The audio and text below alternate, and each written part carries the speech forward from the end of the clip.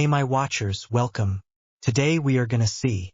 What if Harry accidentally slept with FLUER DELACOUR? Flashes of light illuminated the ruins of a once mighty castle. Bodies strewn across the stone floors. Blood stained those barely standing as the final battle took place. Sparks and flashes of raw magic washed over the area as two of the most powerful mages in the war between light and darkness fought for the right to claim victory. The Dark Wizard, one of the greatest wizards in history and the most powerful Dark Lord of all time against the Wizard of Light, a young man of just 17 years old, leader of the faction of Light and staunch enemy of the Dark Lord. The rivalry of these two men went back years, facing each other again and again, winning battles but neither giving the final blow, until now. Now, it was all or nothing. Both factions had fought almost 2 decades ago for the right to live free in a world of magic or under the rule of darkness. Darkness dictated by the ancient customs of the so-called purebloods of magical nobility and going back to the Dark Ages. And now, the fight had started again, hoping that this would be the end of the blood feud. A prophecy that destined these two men to fight each other, one for power. No equal to him would be alive as long as he lived. The other, fighting for those who died for him, fight to save as many as he can. Years of preparation culminate here in a battle between light and darkness to define the years to come. Two men trying to kill each other, only one will prevail. In the castle, the thunder of magic pierced the silence of the battlefield. Two wands emitting magic trying to dominate the other. The young wizard was at his limit. They had been producing magic for over 5 minutes.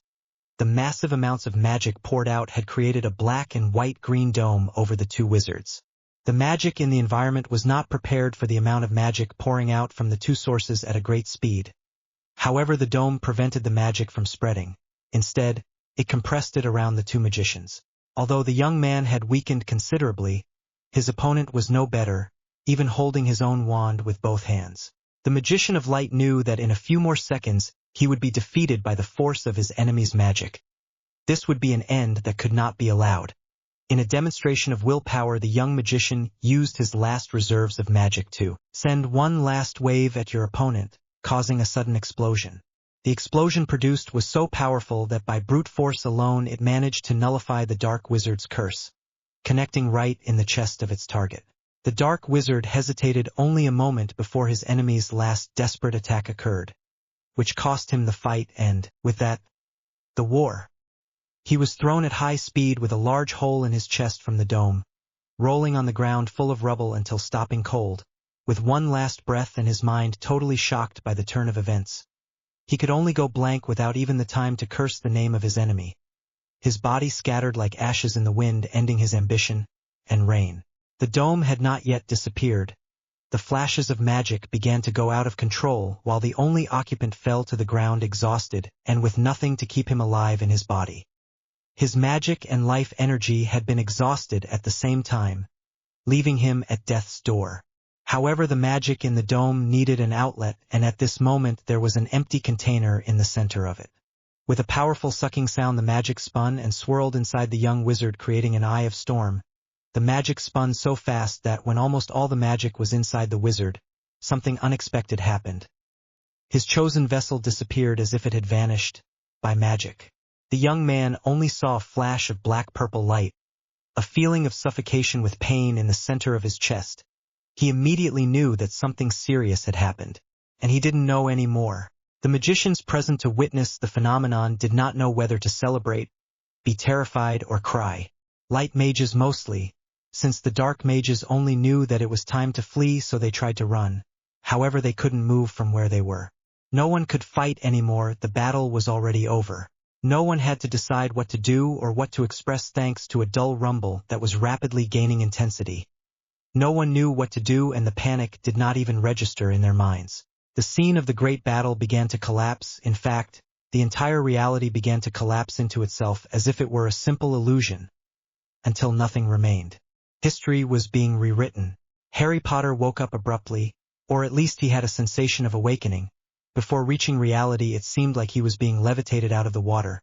The sensation seemed almost like going through a waterfall while he was asleep, only to wake up from the cold water and find himself in a dragon's lair, without the dragon in sight and without knowing how he got there. Looking around with practiced ease, His green eyes took stock of his body before locating his wand on the nightstand next to the bed where he stood, gripping it as he stood and remained alert. His mind was racing, trying to process what was happening. Just a few minutes ago he had been fighting Voldemort, then he killed him. He felt a pain in his chest and felt suffocated, a flash of purple and black light, or it may have been his own blurry vision when he was supposed to be dying. Then he is waking up and now he was here in... Harry turned around, looking around him, immediately recognizing it. What seemed to be his room back at Hogwarts. Harry? Harry turned with his wand pointed and ready to launch if it was an enemy. His eyes almost popped out of their sockets as he realized that in front of him was a much younger Ron Weasley than he remembered that he had somehow missed in his previous review. The young Weasley recoiled in fear as he was pointed at by a wand. "Come on, friend. What the hell is wrong with you?" He almost spat despite his fear. He would never be accused of being the smartest in the place. Harry studied him very closely, even getting closer to his supposed friend. He was not afraid that it would attack him. The posture of the supposed Ron was that of a clueless and unarmed being. "Ron, you look young." He spoke with a tense edge to his voice that Ron completely lost. "Well, I don't know about you, but I think I'm supposed to be young." He responded stupidly in the face of danger without realizing the tension in Harry, as if he was going to pounce like a cat on his prey at any moment. A very large cat. Harry looked at his partner with critical eyes, trying to detect any mistakes he made, even using slight legitimacy to discover if he was who he said he was. Sighing tiredly, he relaxed as he lowered the wand to his side, but still leaving it ready for anything. He had found no lie in his always clueless roommate.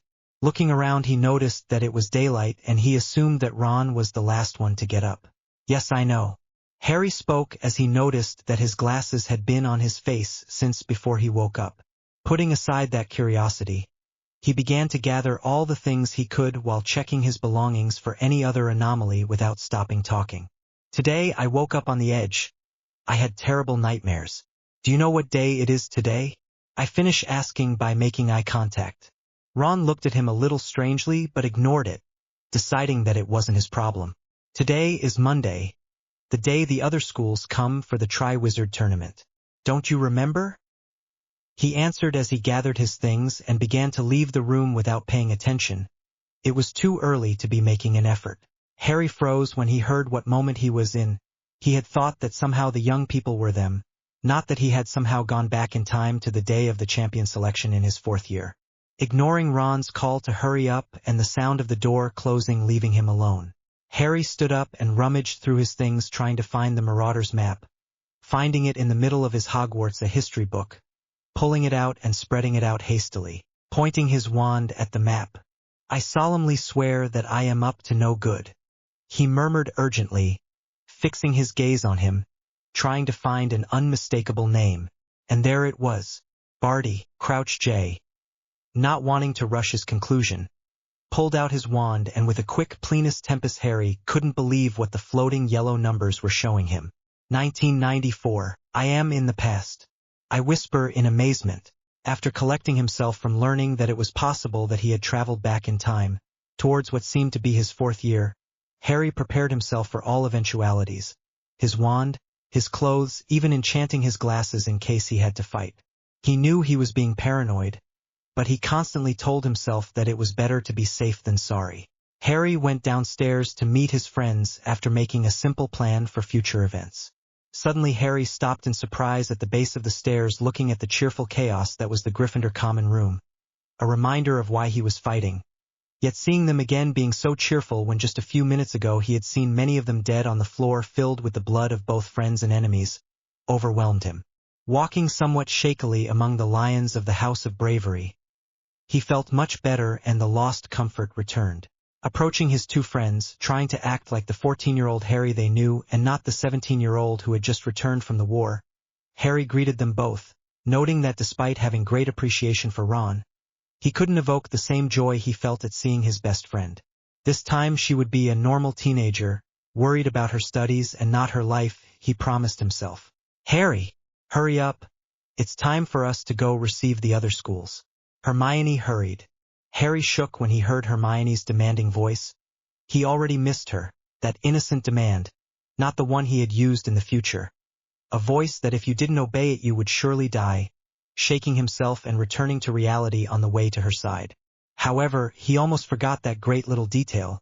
Now he remembered that they had to go outside to wait for the other schools and endure the cold for a long time.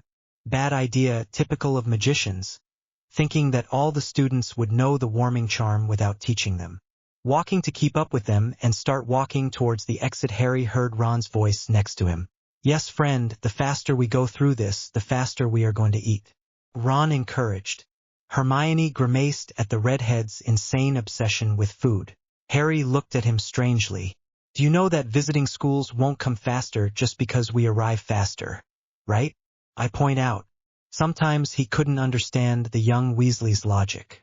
Hermione just smiled, although her smile disappeared when she noticed that Ron ignored the comment and continued with an eager step towards the castle doors. Harry just shook his head, still trying to get used to not having the same Hermione and Ron who had gained maturity over the years. To be fair, Hermione was very mature for her age of 14, but that did not prevent his immature moments. Putting aside the argument that broke out between the witch and the red-haired wizard, Harry let his mind wander to his most recent plan. The plan was simple and divided into 5 parts. The first was to try to leave the events of this year as they were supposed to be, just changing some things to make everything more bearable for him and the others, like the Christmas dance. No way is he going to spend a miserable night and drag others down with him. The second part was much more difficult but at the same time simple. Using the Goblet of Fire and the ministry officials and the obvious lack of action of the director to obtain the emancipation, it will be simple because everything legal will be on your side, not to mention that the magic will prevent anyone else from trying to hinder the process. Of course the difficult part will be because he will be against the ministry and the always manipulative headmaster. Many titles and names Dumbledore. However, Harry Potter was not the most impressive wizard of today for nothing, being humble of course.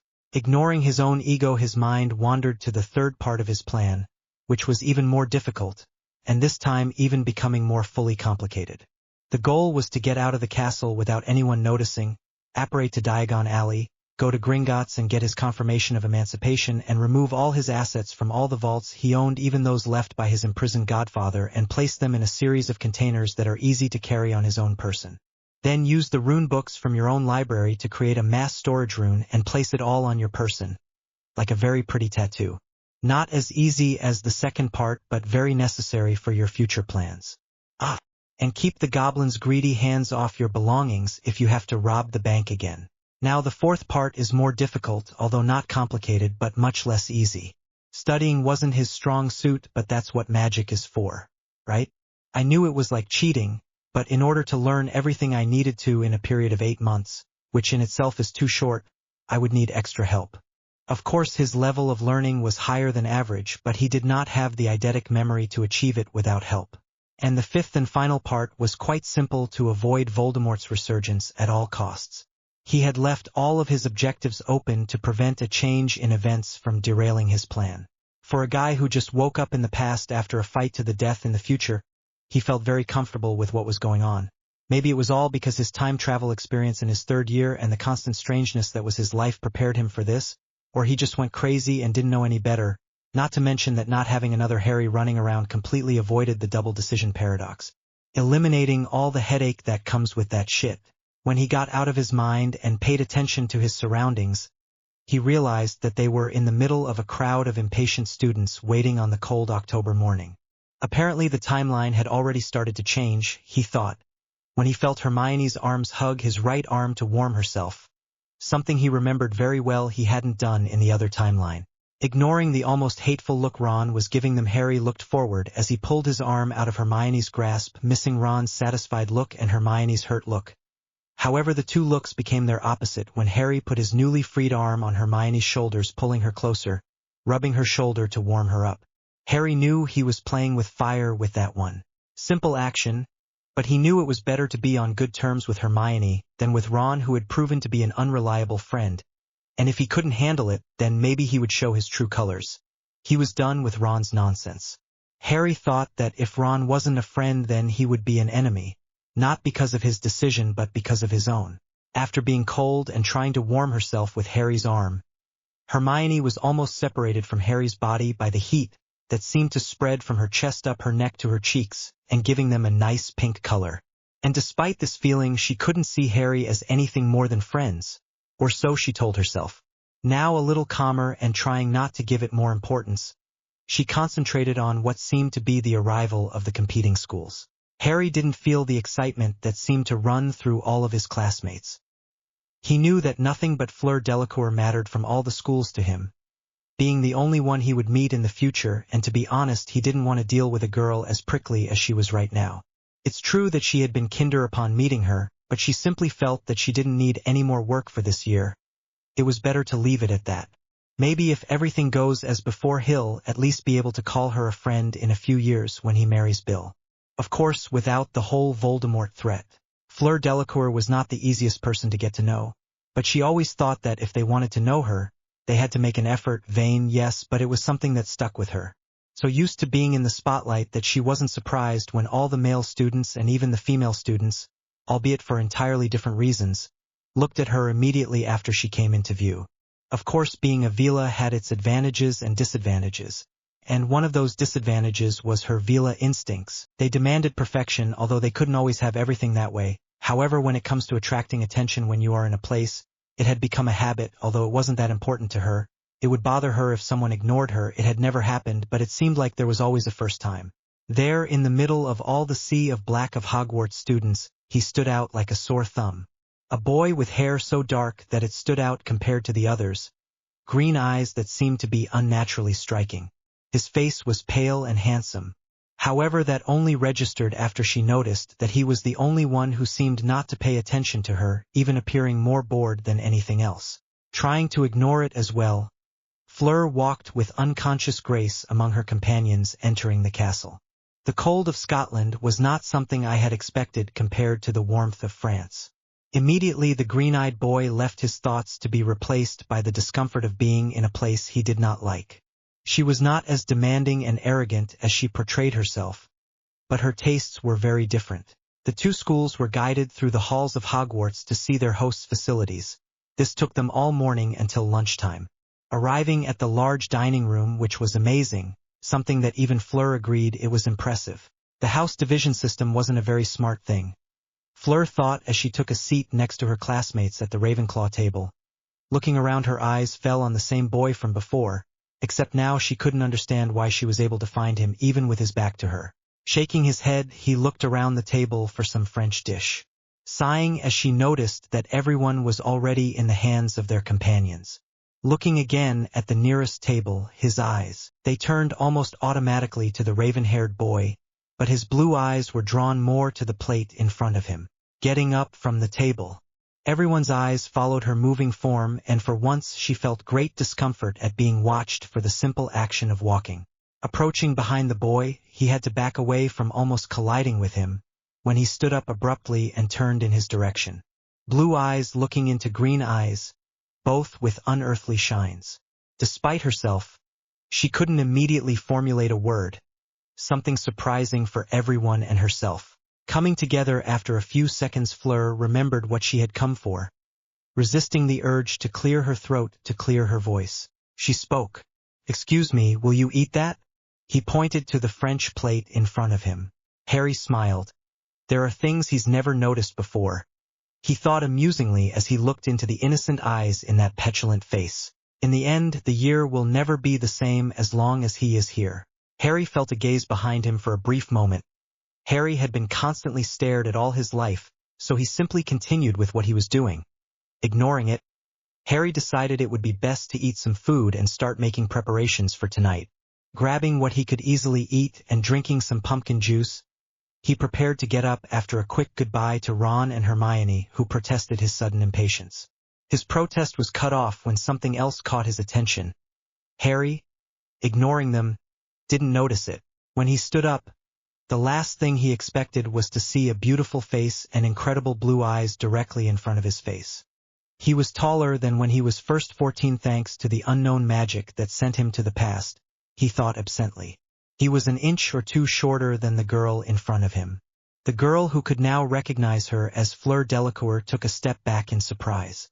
They both looked at each other in a way that neither of them recognized, and for the spectators the time they spent looking at each other was too long for the jealousy of the male half of Hogwarts and Durmstrang. Fleur was the first to snap out of the trance, clearing her throat. "Excuse me, will you eat that?" He pointed to the French plate in front of him. Harry jolted at Fleur's soft voice. Recovering, he smiled. "No, I think I'll try it another time. You can have it if you want," he offered. Fleur nodded. "Thank you," he responded, feeling weird having one of her first normal words with a guy. Harry nodded as he took the plate from the table and passed it to her. Harry noticed that this time Ron seemed to be at a level of jealousy off the scale, so much so that he hadn't uttered a word. Merci. Fleur thanked with a soft smile. Turning on her heel with her hair blowing in front of Harry's face, she began to walk towards their table. His selfish thoughts out of his mind for the moment. Harry watched her walk away in her soft silk uniform that clung seductively to her young curves. Just for a few seconds Harry thought things he shouldn't be thinking with the future Mrs. Weasley, until he came to his senses and hurried out of the classroom, putting aside his overly naughty thoughts. Fleur sat up with a sort of relief. She had expected some kind of scene like a guy drooling or trying to flirt with her, but it seemed like the guy was more than just a pretty face. Although she thought that the boy had been affected by her charm, there was the rare possibility that she didn't need the charm to get the fascinated look he had given her. She may have been puzzled by him as well, but she decided to ignore that piece of information. Time began to pass rather quickly for Harry. It seemed that time was not going to wait for him, making Harry hurry up with his plans even more. The first part of his plan seemed to be going well, although there were changes that he was sure were caused unintentionally, such as when the champions were selected Harry didn't take Ron's shit. He had interrupted his tirade by breaking up their friendship due to Ron's jealousy and lack of trust towards him. It was a drastic decision made in the heat of the moment, but one that he should have done in the previous line. Everyone would have been happier.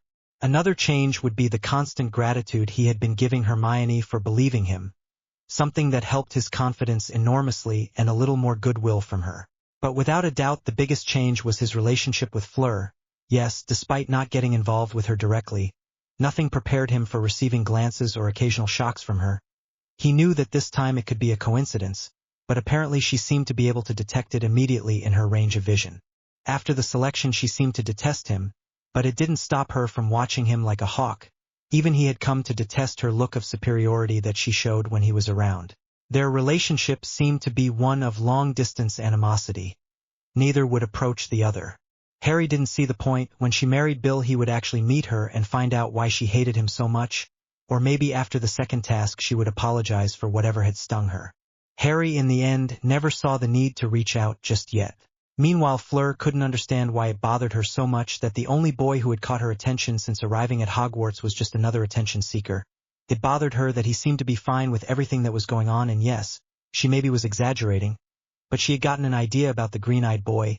She had had a good impression of him, at least, before his name came out of the Goblet of Fire and stole the show.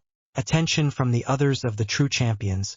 He couldn't get enough of the attention he received as the boy who lived. She did not act openly in her contempt towards him, settling for glaring at him. Her vain side seemed to be appeased with this outlet of stress, allowing her to be nicer to her colleagues and not rejecting the constant requests for dates so harshly. Of course, everything would have to change when the first task arrived.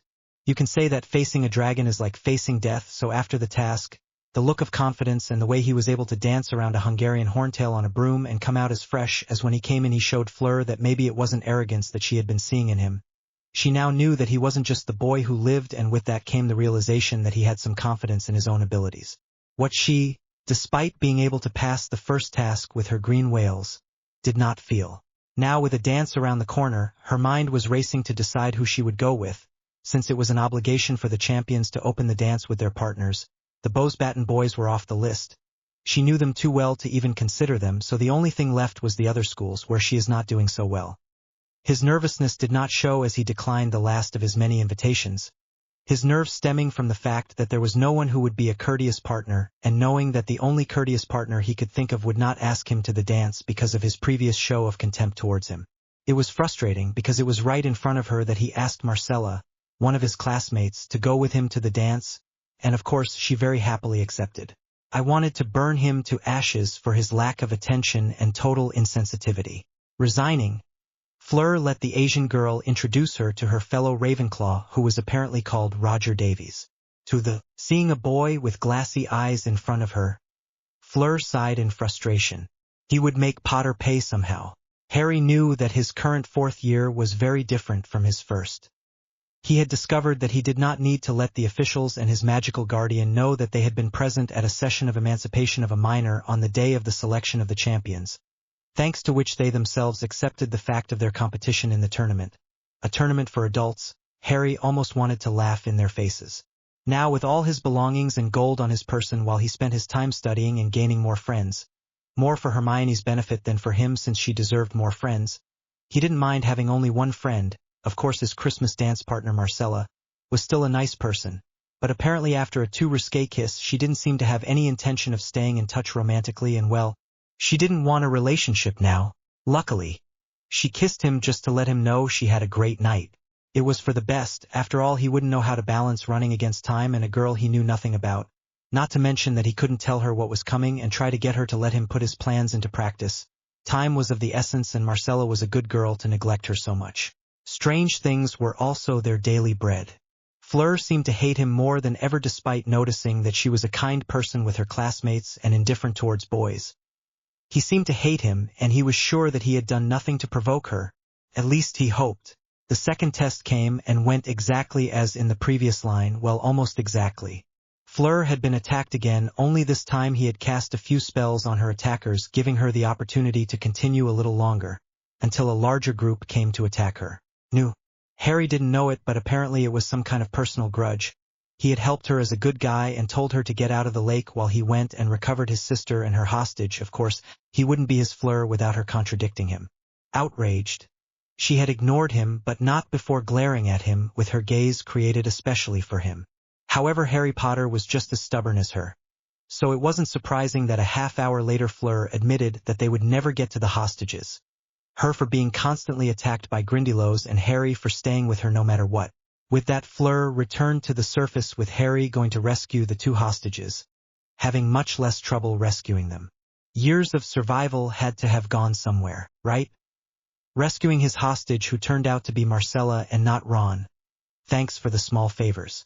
He already knew that Hermione was Victor's hostage and Cho was Cedric's hostage. Little Gabby was sweet as always. Don't forget that. But even though everything had happened much better than in the previous line, Fleur was not a fan of him. Apparently it was a combination of indignation at being the last, along with him giving him orders and thus giving way to his wounded pride. His problems from before the second test also seemed to be in the mix, and something that Harry couldn't identify, not for lack of trying. He thought about it carefully but couldn't figure it out. On the other hand, Marcella's kiss was one of the best thanks she received in her life. Even Fleur blushed from the not-so-innocent kiss. Harry, you poor fool. For Fleur, the time after the second task was not so fun. Marcella had been almost unbearable. I could only listen to her talk about what a good kisser Harry Potter was. The bastard. Okay, she was being really hard on him, but she couldn't rationalize her own feelings. They hadn't officially met, but she even insults him in her mind and almost pierces him in the head with her gaze. However, Fleur herself did not want to accept that her Vila instincts were working against her. Her gaze constantly returned to him even though she hated seeing him. His body was getting closer without her knowing it and even less wanting it. Even her face was getting hot, whether it was Marcella's stupidity or Harry's looks and gestures towards her. It was frustrating and confusing. On the other hand, they never exchanged words again from that first day. Fleur was never able to thank him for helping her and rescuing Gabrielle for her. That she wasn't in real danger didn't matter, since back then they did think it was dangerous. All of this led to the third task approaching painfully slowly, not to mention that Harry only seemed to be trying to be nice to her, and she was incapable of being nice to him. She had come to resign herself to never being able to shake the image of the vain bitch she had become in Harry's eyes. Even though she hated him, she really felt bad because he was a terrible person to him. Confusing, I know, not even she could understand him. Sighing, Fleur now stood in front of the crowd that had come to watch them compete in the third and final task of the Triwizard Tournament, or the Four-Wizard Tournament really. Fleur looked to her right where Harry was standing casually in his sports uniform provided by the tournament organizers. Fleur looked at him briefly with a feeling of longing. Fleur jerked abruptly as she realized that for a brief moment she thought she was attracted to the green-eyed boy. Harry turned his face, making eye contact with her. Smiling, Harry greeted her as a sign of good faith. Fleur looked at him with her polite face in a blank mask before looking away, ignoring him in favor of listening to Ludo Bagman. But in reality Fleur had fought the feeling of heat in her cheeks at being caught staring, immediately feeling bad upon hearing the sigh of the boy next to her. He didn't know why she always seemed to give a bad impression over and over again only to him, despite being a distant girl to everyone else and a great with her friends and colleagues who sympathized with her. Listening to the cannon shot that signaled the beginning of the first champion and the beginning of the last test. Crumb ran into the maze and cheers filled the stadium. Fleur Delacour stumbled blindly through the hedge maze. Despite having extensive knowledge, she was not very good at applying magic. She had done poorly in the previous tests, not to mention that the second task was carried out in the habitat of natural enemies and in ancient times prey of her species, the Vila. His natural fire from his heritage was of very little help with the enchanted hedges to be specifically resistant to destruction and thus take a straight path. Cursing herself in French, she raised her wand about to cast her direction-finding spell when she was interrupted. "Below!" a voice shouted, although it was not one that she recognized at the moment. She instinctively let herself fall to the ground and did not have time to worry about who had warned her as a ray of nauseating and red energy passed over her body lying on the ground. She glanced in the direction of her attacker and saw Victor Crumb. He had no time to retaliate when immediately a flurry of spells cast in a span of seconds collided with another slower flurry from his attacker. The light show lasted a few seconds, but the intensity of the fight was incredible to witness. The fight ended with Victor being thrown a great distance to the other end of the maze. Standing up with her wand raised, she looked at her defender and had to force herself not to show her surprise at seeing Harry in front of her as fresh as when he entered the maze, and knowing that it was he, the one who launched at such speed, made her reconsider her opinion of him again. "Are you okay?" asked Harry, who was looking at her with concern, waiting for her to answer his question. Recovering, Fleur nodded. "Yes, I'm fine." "Be more careful, that would have been unpleasant," Harry suggested. Fleur wanted to be upset and say that Victor wouldn't do her any real harm, but she had recognized the first spell. It was the Cruciatus Curse. Dark magic was easily recognizable by wizards, and to beings with magical physical nature like her it was practically a thick, disgusting presence. "Don't worry, I won't get careless again until this is over," he responded. Harry nodded in response. "Well, take care of yourself. If you don't hurry you will end up losing," he said as he began to walk with his worries put to rest, waving as he began to run towards the north. Fleur wasted no time starting to run in the same direction after a quick searching spell. Harry hadn't planned on interfering in that situation, but so far he felt that, even though Fleur wasn't acting very civil towards him, he wouldn't be the one to turn his back on her just because in the previous line that had happened. In good conscience he could not let her receive the Cruciatus while he was in a position where he could help her. So he had acted, and now with that resolved Harry began to run as fast as his legs could go towards where he knew the cup was positioned. He would only have to cross this corner and run to the other end of the hallway and cross to the right, and if he hurried he could reach the next end where in the previous line they had placed the cup. Without him the traps will activate or the hallway will begin to close. Just when he thought everything was about to reach its climax, Fleur Delacour practically stepped like a literal rocket, as she expelled blue flames characteristic of the Vila from her hands while her feet were on what seemed to be a transfigured or conjured snowboard. He didn't know it, but he did know that she would get there first if he didn't quicken his pace. Harry began condensing magic in and out of his leg muscles and using habeo reflexionum or reflex enhancement, which increased his reflexes, allowing his brain commands to be sent at inhuman speed. The result? A blur of magical blue that crossed the hallway even faster than the human rocket. Fleur had been a little worried when Harry had run too fast for her to catch up, so thinking quickly, as she kept running she decided on an unorthodox course of action. Conjuring a narrow board by curving it at both ends so that it can slide without getting stuck on any obstacles. She didn't know what to call it, so she called it a board. She had immediately reinforced it to withstand what she had planned. Climbing and sticking to the board, he uses his fire blue to propel yourself at a higher speed than your opponent. She had smiled as she had passed Harry well before they were halfway there, enjoying her brief glimpse of his surprised face as she left him in the dust. But the good had to end too quickly, because in a second she had been overwhelmed by a blur of high-speed magic, forcing her to increase the power of her flames to keep up with what she could now see was the boy, who lived using magic that no wizard would dream of using. That amount of magic was something impossible to believe that someone could possess. The two were head-to-head to see who would win their improvised extreme high-speed race. Yes, extreme for the simple fact that they had just reached the end of the hallway and a wall of hedges that were too hard to be plants was waiting for them just a few meters away at high speed. Harry thought quickly and jumped to the left wall, then to the right and returning to the left wall, making a much stronger jump and propelling himself to the right hallway, doing a skid on the left wall. Harry fell to the ground in position to continue the race without slowing down. FLUER, on the other hand, had to create a ramp positioned in the corner by jumping over the left wall and using the ramp horizontal to gain more speed and turn even while on the wall towards the same hallway as Harry, landing on the ground a meter ahead of Harry, gaining ground on his opponent. Harry had to use a thick layer of magic on the bottom of his shoes to use as wheels, increasing his speed marginally but enough to slightly overtake FLUER. Harry knew he had to beat FLUER if he wanted to keep her safe from what awaited in the graveyard.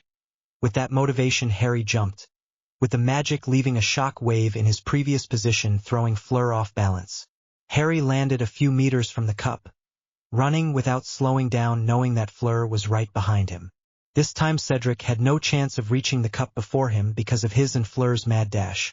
However, Harry felt his legs lose their strength, causing him to roll on the ground past the cup. Harry knew who had done it, and desperation made him cast the counter spell, and without waiting for it to take effect, he began to crawl towards the cup, trying to get there before FLUER. FLUER knew FLUER was about to touch the cup. Just a few more meters, and rider his strength, causing him to roll across the ground past the cup. Harry knew who had done it, and desperation made him cast the counter spell, and without waiting for it to take effect, he began to crawl towards the cup, trying to get there before FLUER. FLUER knew. I shouted desperately when I saw FLUER approaching to touch the glass quickly, with an expression somewhere between determined and guilty. FLUER had used a gelatinous legs charm to prevent Harry from touching the cup before her, not thinking about how guilty she would feel after she had done the deed. She knew this victory would be stolen, but her pride had briefly gotten the better of her. She had been on the verge of giving up the cup when she heard Harry's desperation in his tone, and seeing him shuffle, something tightened in her chest. But neither of them could have predicted the eject spell fired from Cedric Diggory's wand that hit FLUER in the back and expelled her onto the cup, hitting the back cup pedestal first, throwing it behind Harry. She collided with Harry halfway up, sending them both backwards and making chain contact with the cup. Harry fell onto the cup, with FLUER touching Harry as she fell onto him. The last thing Cedric Diggory saw of them was blonde and black hair, and a spiral of matter and space, sign of the use of a portkey taking them somewhere unknown only to the mind behind the trap. Cedric fell to the muddy floor of the labyrinth, exhausted and resigned in his defeat. "This is shit," I comment out loud to no one in particular. Harry fell to the floor next to the cup, feeling an extra weight on him. He kept his eyes closed as the sensation of the abrupt transportation left his head.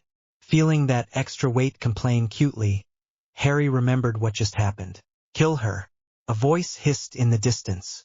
Opening his eyes as he realized where he and his fellow champion had been taken, remembering what would follow if they stayed where they were, Harry hugged her tightly, rolling behind a tombstone, avoiding the killing curse for just under a few seconds. The tombstone exploded into several fragments, one of them hitting him in the head and ricocheting towards the direction of his attackers. Harry ignored the painful injury in favor of protecting FLUER. Putting an arm around her waist, I forced her to move. FLUER was disoriented at first, but when the explosion of the curse occurred, she came back to her senses, realizing the seriousness of the situation. Despite her confusion, FLUER clung to Harry for easy protection. It seemed that Harry knew what was happening, was doing as he moved her and him towards what appeared to be more gravestones to avoid enemy fire. Harry moved to the best protected place with FLUER next to him. He knew that Pettigrew was no match against him, and that was his advantage. Without the traitor Voldemort it wouldn't be a problem, and without more followers nearby he could capture him and take him where he could keep him while he destroyed all the Horcruxes and then end this nightmare. Nagini would not get out of here alive. Unfortunately, the rat was important to free Sirius, and that prevented him from killing him. He hadn't destroyed the soul pieces he had found one by one throughout the school year because Tom would notice and change the trap that would lead to him. He couldn't take that risk, so he planned to destroy the Horcruxes when he had trapped Voldemort. Using the traitor's distraction as Voldemort gave a sharp command, Harry jumped over the tombstone, leaving FLUER in the safety of the curses. Harry released a powerful Desmaeus silently hit Peter on the top of the head, throwing him into a 360-degree spin and knocking him completely out about 10 meters from what appeared to be a stuffed, but live, baby. Nagini tried to attack him, but in a magic-reinforced jump, he jumped back. When his feet touched the ground, he used his magic to give a pulse of magic and propel himself towards Nagini, who was in the process of muscle contraction to launch himself at Harry again. Pulling the sword of Gryffindor from the rune on his right wrist, replacing his wand with the sword and cleanly cutting off the snake's head.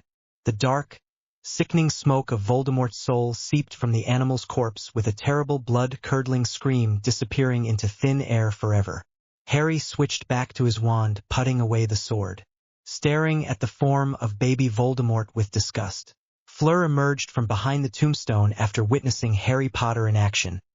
Right in front of her, an incredible use of raw magic. She approached Harry as he looked at what appeared to be a rotting corpse of a baby. However, before getting any closer, she almost vomited at the thick dark magic, almost viscous to her senses. It was so disgusting that she took several steps back to avoid returning her lunch. With her stomach under control, FLUER watched as Harry approached the container of such disgusting magic. She wanted to tell him not to come near it, but apparently he knew what he was doing. FLUER swallowed as she saw Harry closer to the thing. "Is that a good idea, Harry?" asked, his French accent stronger because of the emotions. Harry didn't turn to look at her, but he responded without taking his eyes off Voldemort. "This thing is Voldemort. I have to finish him off. Big words for you, Harry Potter.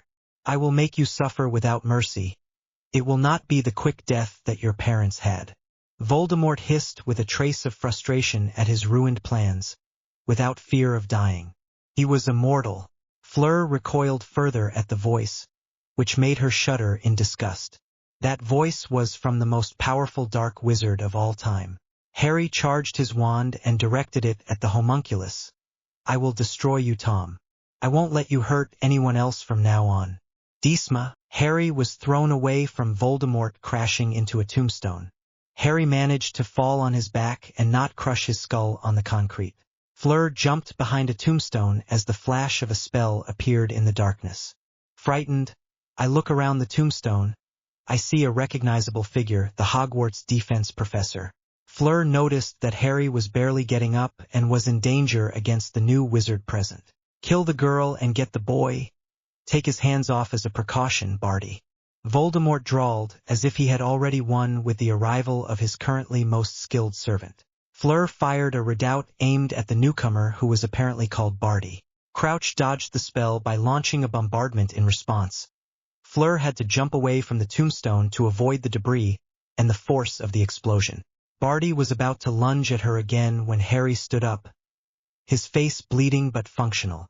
A powerful flurry of spells were fired from her wand, forcing Barty to run for cover. Harry's spells were overcharged, causing the tombstones to explode. FLUER recovered enough to join Harry against the Death Eater.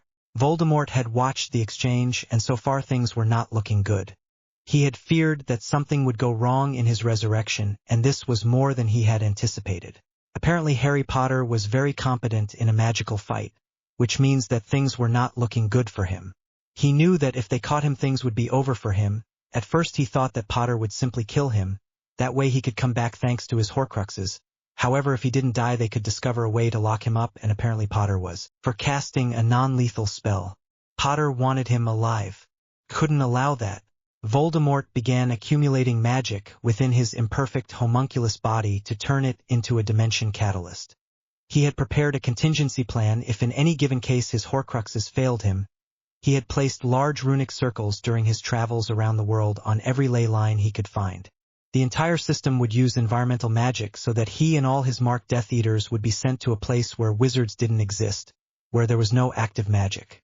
So with all his options limited and destroyed, there was only one thing left for him to do. Motivated by his fear of dying or being a prisoner for eternity, Voldemort activated his backup plan. Harry paused for a second as the magic around him began to suffocate him. The same thing happening to FLUER and Crouch. Harry knew something was happening, but he couldn't put his finger on it. A purple light with parts so dark that it seemed to be black began to materialize in the air. Everyone present felt like they were suffocating, and a sharp, dull pain erupted in their chests. Harry immediately remembered the feeling. He had felt the same before returning to the past. Harry knew they would be sent back in time long before his vision darkened and his body shut down. His mind, in a secluded place in his occlumency, was preparing for the next scenario. Fleur couldn't breathe the purple lights, and the pain in her chest was at its peak. She gripped her wand tightly, praying for it to end.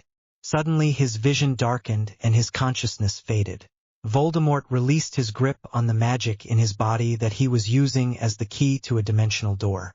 With a powerful impact, magic spread throughout the world, traveling to every corner. Wizards across the planet felt the massive magical concentration. Voldemort smiled as he tightened his grip on the blood-stained stone of his mortal enemy. The last thought of the thing that was once known as the most powerful dark wizard in the world was that in this world or another he would rule. A flash of purple light later, and Voldemort and all of his marked Death Eaters disappeared from the wizarding world along with some dark creatures. Unknowingly, 6 stowaways had disappeared with them. In a blinding light and without a single sound, a large crowd of people appeared in a dark and very worn cemetery. The tombstones were about to fall and the structures were deteriorating from time. Harry fell to his knees. The sensation of waking up abruptly in an unknown place was more familiar to him than to everyone else present. Thanks to that previous experience, Harry was able to pay attention to his surroundings.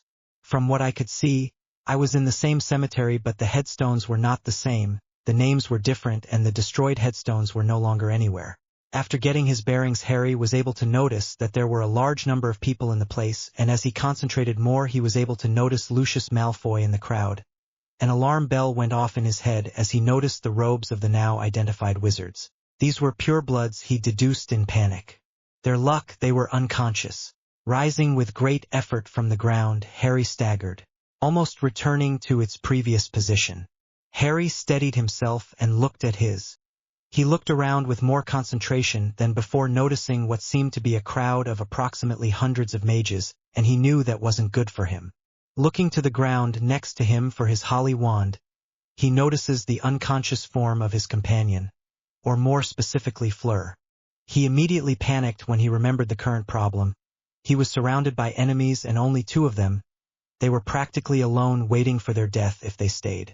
Turning to take stock of his surroundings, despite his panic, he noticed that there were 4 non-enemies besides Fleur and him.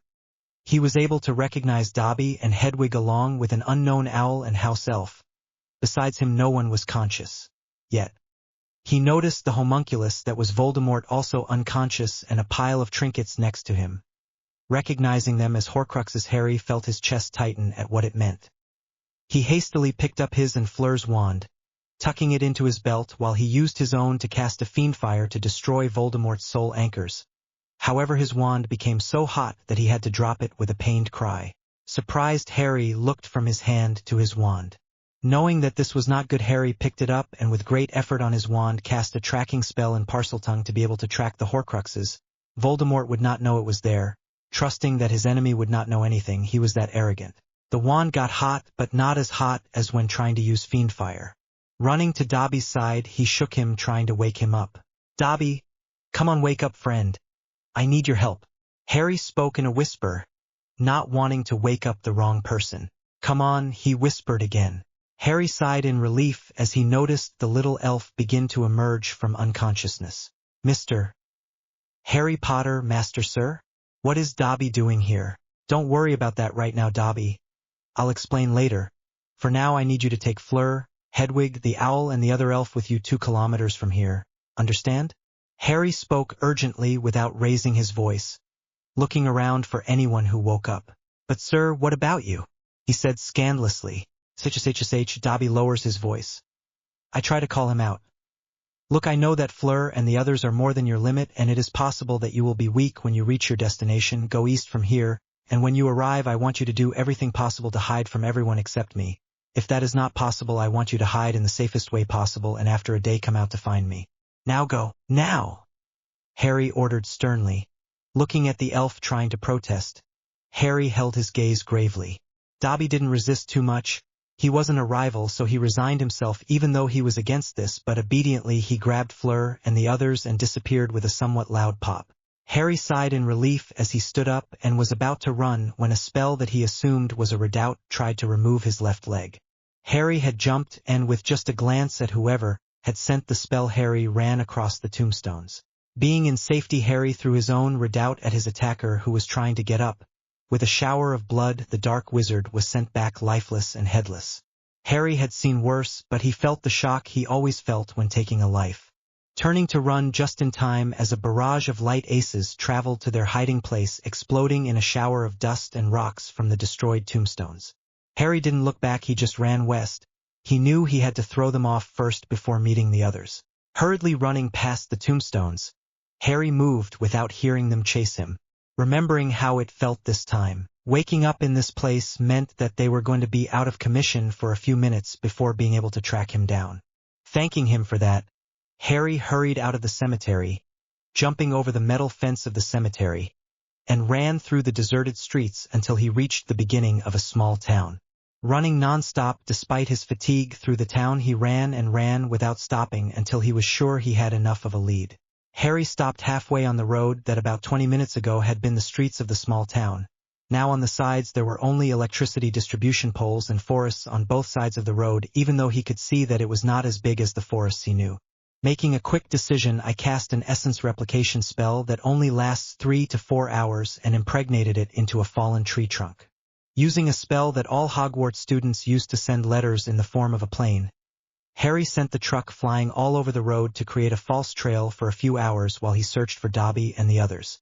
Casting every cloaking and anti-tracking charm he could remember, Harry began to circle the area to the east. "Wait, guys. I'll find you soon," he promised as he began his long search. After having regained all his senses, Voldemort ordered them to begin searching for the boy, sending a dozen of his followers while the others gathered to find out what was happening. Voldemort knew that he was at a disadvantage with an imperfect and damaged body thanks to traveling between dimensions.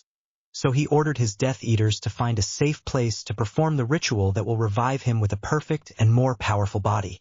Lugo would kill Potter, he couldn't leave him running around. This world would be his, and he was the only thing prophesied that could kill him. Voldemort knew it wouldn't be difficult to find Potter. It was easy when you had his blood. Maybe he couldn't do some of the things, the most powerful rituals, and kill him only using his blood or binding him to him as a servant thanks to the protection of his mother's mudblood. He hated to admit it, but that which was very powerful and intelligent by his standards. The only thing he could do was track him with his blood. No matter if he uses a fake name and changes his appearance, he won't be able to hide. There were hundreds of wizards against a mere 14-year-old wizard with some skill. He never thought that Potter would be able to travel with him, but it didn't matter as he will be dealt with easily. But first he had to focus on getting his body back and finding a base of operations along with resources to take this world under his rule. Looking around, he could notice dark wizards, werewolves, vampires, a few giants that were still unconscious, and thanks to the darkness they only looked like small hills. He could see a few goblins and dozens of dementors, his greatest achievement to date.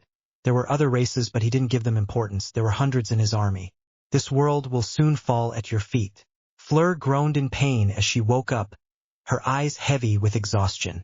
Opening your eyes by rubbing them to get rid of persistent sleep.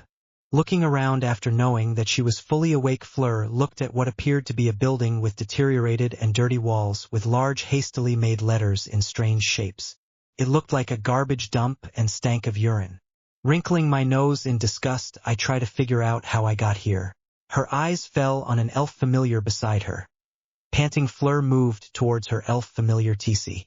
"Tissy," she shouted worriedly when she saw her unconscious. "Tissy, answer me, come on Tissy." She was starting to panic when a voice calmed her down. "She's fine, Miss Flary." A high-pitched voice spoke from behind her. FLUER jumped, but when she turned around she realized it was another house elf. "Who are you?" I asked cautiously. "I'm Dobby, Miss Flary," he said while pointing his index finger at his chest. FLUER looked at him for a moment, seeing that there was no danger, and asked the next most important thing. "Where are we and what is happening?" she questioned as she cradled her elf to comfort herself. The elf scratched his head for a moment, not knowing the answer to the first question, but he still answered. We are 2 kilometers from the cemetery in an abandoned building. We are hiding because Mr. Harry Potter sir told Dobby to hide with the others in the safest way. He explained in his high-pitched voice while bouncing anxiously. Wait, what are we hiding from? Ask. Bad magicians, Miss Fleury. I exclaim as if it were obvious. Fleur looked at him confused with her mind fuzzy. If your wizard is Harry, did he tell you that they were bad wizards? He asked, understanding a little. The elf shook his head vigorously. Yes, Harry Potter sir is Dobby's master, he said, puffing out his chest proudly before deflating and shaking his head to answer her question. Mr. Harry Potter sir didn't tell Dobby about the bad wizards, but Dobby saw a lot of bad wizards in the cemetery. There were other bad things too, like vampires. Fleur opened her eyes in surprise. Suddenly thousands of images began to form a coherent memory in her mind. She remembered the 3rd task, Victor, and then the cup, being sent to a cemetery, and then the encounter with the dark wizard who was still alive and his followers, so that her memories end with her begging for a sensation to end, and then this building. Extending her Vila senses in magic detection, she tried to discover through magic where she was, but the only thing that was recorded was that there was concealment magic around the area where they were, but there was no ambient magic. There is always ambient magic. If there is no magic, it means you are not at home. I couldn't explain it, but ambient magic exists in every corner of the world, so why didn't you feel the magic? If what the house elf said is true, she knew what happened in theory. She was now fleeing from the followers of the dark wizard, and apparently she was alone at the moment in a place without magic. Panic began to creep into his mind, and his breathing began to labor as he thought he was going to start losing his mind. The door burst open, alerting everyone, bringing morning light into the room. Looking towards the door, Fleur almost burst into tears of relief when she recognized who it was. Harry looked at her leaning against the dirty wall with the unknown elf in her arms like a lifesaver, with her teary eyes that constricted his heart. Dobby had sent Hedwig to find him and take him to where they were. He had run all night to find them. Surprisingly, they were in Little Whinging in an abandoned building. Harry noticed the other owl on an iron beam, which in the daylight was a mottled brown, was an eagle owl. Harry ignored everything else with just a good job, Dobby, and then turned in front of Fleur, who despite almost breaking down and her watery eyes appeared composed before Harry. Are you okay? He asked in a soft voice to the beautiful girl in front of him, despite being in a dumpster like this. The dirt and blood on her face did not take away from her beauty. Fleur nodded, feeling much better with Harry in front of her. Yes, I'm okay. A little confused. Fleur took a breath to calm down and ask, Harry, what is happening? Harry sighed as he collapsed next to her, leaning against the dirty wall as he answered. Last night, Voldemort was trying to resurrect himself in a new body, a stronger one. We thwarted him, and apparently he had a backup plan in case something went wrong, and from the looks of it, he, along with all his marked followers along with us who were at the epicenter of the spell, were caught up in this mess. Not to mention that all those beings linked to us were also brought as well. For example, Dobby, my house elf, and Hedwig, my familiar, and I assume that your elf and your own familiar were also brought, Harry pointed out, gesturing to his elf and owl. Fleur didn't know her owl was her familiar, but she put it aside for now for much more important things. What do you mean by brought? She said, looking him in the eyes. Harry looked at her, swallowing, not knowing how she would react. He had discovered that they did not travel to the past or the future, since that was impossible, if not, that they were sent to what seems to be another world, one where there is no magic, and just in the year 2004, he had managed to find newspapers and watch television on the way here.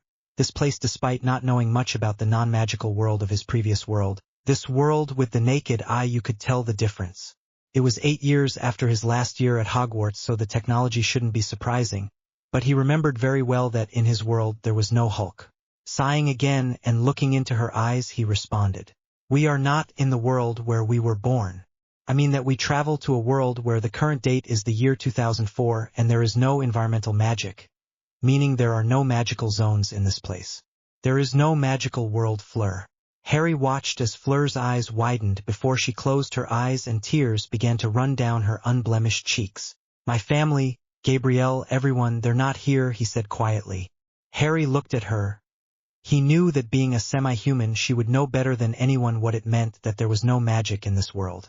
Harry knew how scared she was at the enormity of her situation, so he moved closer to her and hugged her with one arm while whispering that they were okay, that Voldemort's dark wizards were her problems, not theirs. Although knowing that wasn't comforting to them, it was a relief to know that their friends and family wouldn't have to worry about Voldemort. They stayed like that for a while, staying together to calm themselves down. Over time, Fleur's house elf woke up in panic but calmed down when the situation was explained and became happy to be with her teacher and be able to help her. Harry discovered her name with that of her owl, TC and Leo. With the introductions made, Harry stood up to look out the window, noticing that people were already in full operation. People were moving about doing their responsibilities and others were just lazing around. He noticed the new fashion of this time. It was very different from the years 94 and 97. Sighing, he returned to Fleur's side, who was sitting with her head down, a sad air rising over her. What do we do now? Harry was surprised when Fleur's sudden question cut across the large room. Recovering, Harry sat up, leaning his head against the wall. I guess we'll have to make our lives in this world for now, he said without looking at her. Fleur looked up at him. That's impossible, we don't have money. If we had, we could bribe so we can create new identities. We don't know how to do that and we're alone. Not to mention that there are dark wizards after us, he said with a note of desperation in his voice. Fleur didn't mention that they couldn't use magic with their own wands, since apparently, without magic, environmentally, the wands did not have any receptor and the magic only accumulated by heating and without any effect. They were without magic. Harry looked her in the eyes and then smiled mischievously. Fleur looked at him, and surprisingly it felt good to look into his eyes. It seemed like he wasn't worried. Harry rolled up the sleeves of his shirt, revealing a series of runes on his arms, organized like spirals around his arms. He wasn't a rune genius, but she could easily see some sort of storage pattern in the runes, and upon realizing it, Fleur felt like grabbing him and kissing him senseless.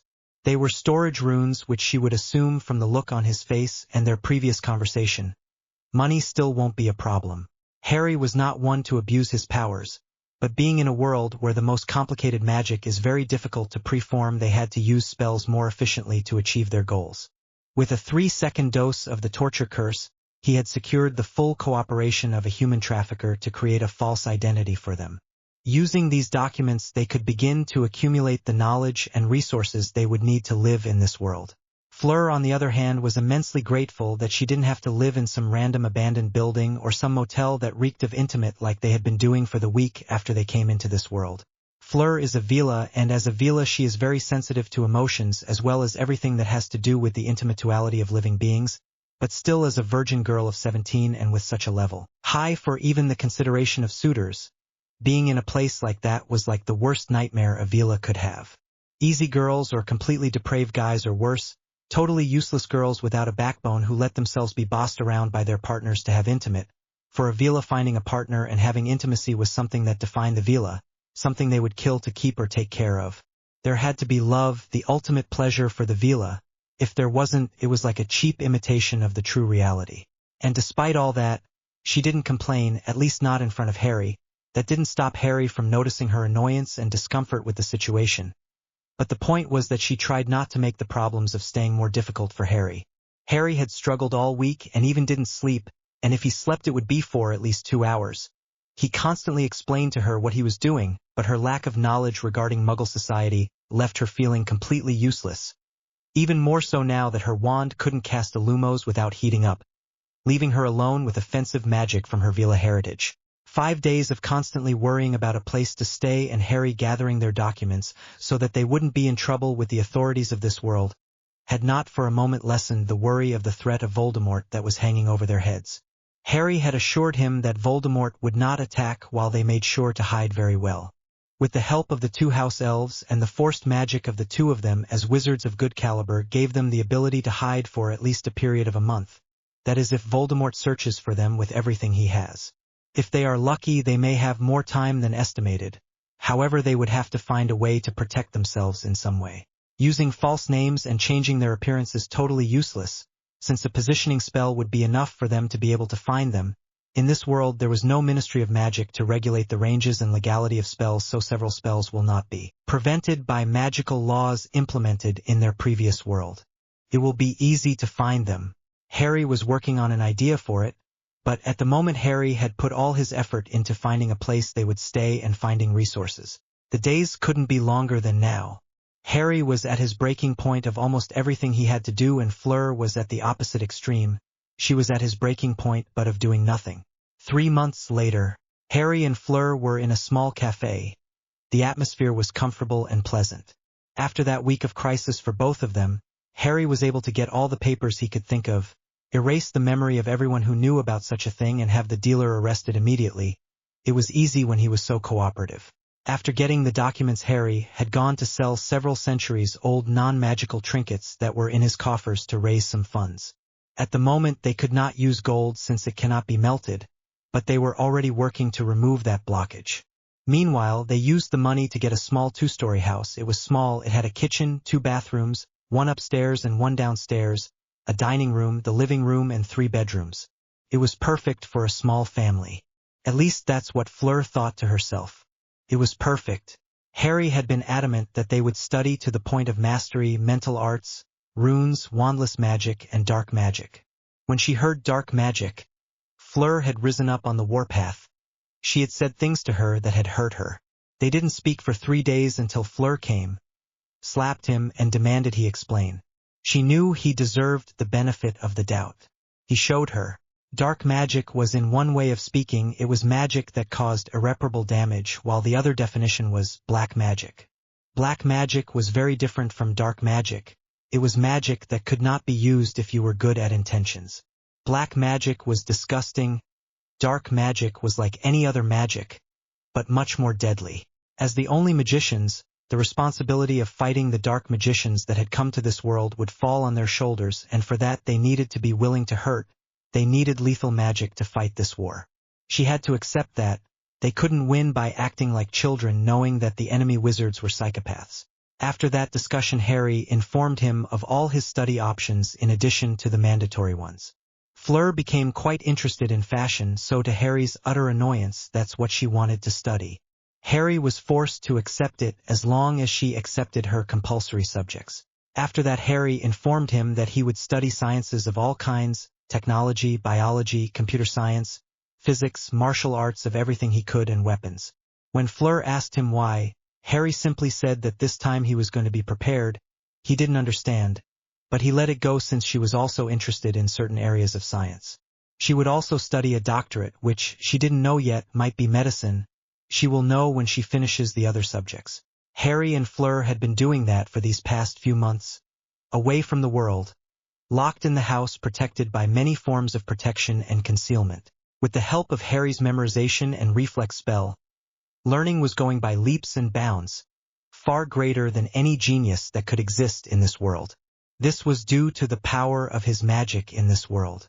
With their ability to obtain resources as they please and what is best, almost everything in this world to have. Success was theory and calculations, something that with magic was quite easy. For that reason there were no super powerful magicians in their home world, since magic was not something logical that you could study. It was ungovernable energy, and its only source of use was magical cores. Everything was intention. That meant that if a person did not have a good emotional grip, their magic would be quite weak or useless for that matter. Case in point, Neville Longbottom. In a world where at 11 years old children were already skilled with their emotions and some even earning nicknames like the Ice Queen, it said something, since a child with that ability would be monsters in the political fields of the magical world. Harry had arrived late to the magical world, but with a few months his mentality had been well hidden. He was a Gryffindor. But he was also a Slytherin, and no one would change that. Fleur always lived in magical France, and her education was also very high. As a Vila, emotions were her strong point. The duo now had no reason to fear this world. They were collecting things along their way to create a very strong identity, as if they had always lived in this world. Harry hadn't made their identities official yet. He wanted to wait much longer to fill every crack in his facade, and that brought them here, in a cafe, to have a well-deserved rest and to talk about their future and plans that will follow after this. Fleur watched as Harry looked relaxed, looking out the window towards a park across the street. Fleur looked at what kept her attention. There were a large number of children playing ball, laughing and having fun as if nothing in this world was bad. Fleur knew what he was thinking. With the arrival of dark wizards in this world, the peace would soon end. Perhaps in about 6 more years, and Voldemort would have enough strength to take this world. Fleur knew that they were the ones in charge of taking the initiative, but it was too big for 2 teenagers who barely had any knowledge of this situation. Fleur looked up at Harry, who looked at her with those unearthly bright green eyes. What's happening? I asked, trying to concentrate on what would follow. I was thinking that we should finish our studies first before we make our identities official, he said in a soft voice. Fleur looked at him. That's too long, Harry. Fleur commented with some uncertainty, her French accent palpable when saying her name. Harry almost shuddered at the Vila's intimate accent. That was something he would have to get used to. The young woman in front of him was a being of beauty. By nature, everything about her was attractive. I know, but I was thinking that with our studies we could create an identity without flaws. Harry said with a shrug. Why does it have to be without fail? I understand we should not leave anything to chance, but why so thorough? I question. Harry stood up and walked around the table until he was sitting next to her. You see, Harry said quietly, so that we can fight a war like the one we are in without fear of the enemy attacking us while we are unprepared, we need help. Not to mention that we need some power in society so that they don't see us as mutants posing as vigilantes. He said seriously. They knew everything that was happening in this world. They studied history and saw the news. They knew that these mutants were powerful, but not so powerful that they were immune to magic. Fleur sighed. He was right. Again. They couldn't do this alone, and for that they had to have some power in this world. The only way to do that without being part of the government was to be very rich. They were more than rich, they were filthy millionaires. Harry made sure it was a US and not a he when it came to money. Okay, well Harry, let's do it like this, but only 2 years. I don't want to hide for more than that time, okay? The Vila ordered, looking at him with intensity and an implicit threat. She knew it was difficult to have certain desires, but she wanted to be able to move without fear of being discovered. Harry swallowed but nodded at his command. Harry stepped away from her and drank the iced coffee that had previously been hot before drifting off into the conversation. Fleur hadn't noticed it, but now she could see the other older people looking at them with nostalgia and others with amusement or affection. There were some loners who had clouds of envy, but they were few. Realizing this, Fleur realized that they looked like a young couple in a discussion about their future. Blushing, he looked out the window again, trying to ignore everything else, only to realize that he seemed to be looking longingly at the little children playing. Several women laughed, thinking that she was longing for children or a family. Getting up with her face flushed red, she left the table, and with a hasty "I'm going to the bathroom," she left without looking back. Harry looked at her in confusion until his attention was drawn to Fleur's moving round bottom, turning towards the window to pretend to never have bad thoughts. It was torture. Now calmer, Harry thought about his plan to have some power in this world. I was thinking about splashing out money like it was candy, but I knew there would be favorable results. It wasn't ethical either, but there was no other way. He knew Fleur wouldn't agree. I just hoped he would see reason. Fleur returned to see Harry staring absently at the window, walking over and placing her delicate hand on Harry's shoulder to get his attention. Harry turned to look at her. We're leaving, he asked in a soft voice without a trace of his previous thoughts. Yes, it will be better. I will start with mathematics today and I don't want to stay too late.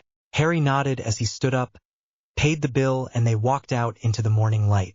They walked into a pleasant conversation about their studies and wandless magic that they were already quite good at. I think I can cast a fiendfire just fine now as wandless magic, Harry commented as they walked through the interior of their 2-story house. Well, that's obvious, wand magic wasn't that versatile, Fleur agreed. They had discovered when they started learning magic that wandless magic was much easier to achieve and was much more versatile. They didn't need words, just the intention, the way of shaping, and the power of the magic to use it. You know what, you're right. I think the only thing that prevents all wizards from being able to do what we do is that they don't have the wands like we do to achieve it, Harry said as he opened the freezer and took out a carton of milk. He was about to take it from the box when Fleur grabbed the box and took it from him. Don't take from the box.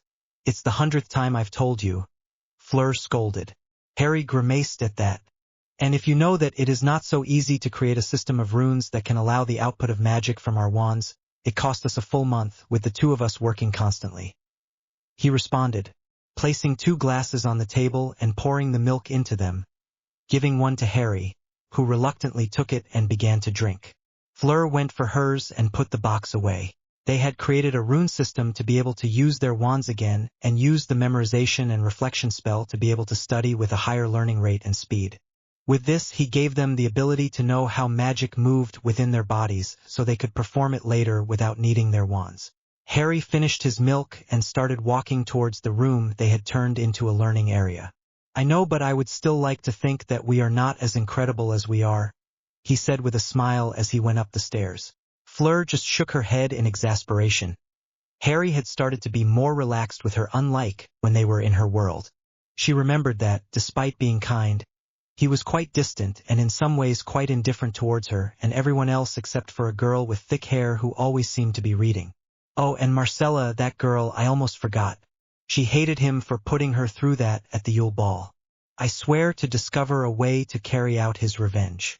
It was a disastrous dance. Davies continually tried to play inappropriate parts, while he had a good time with Marcella.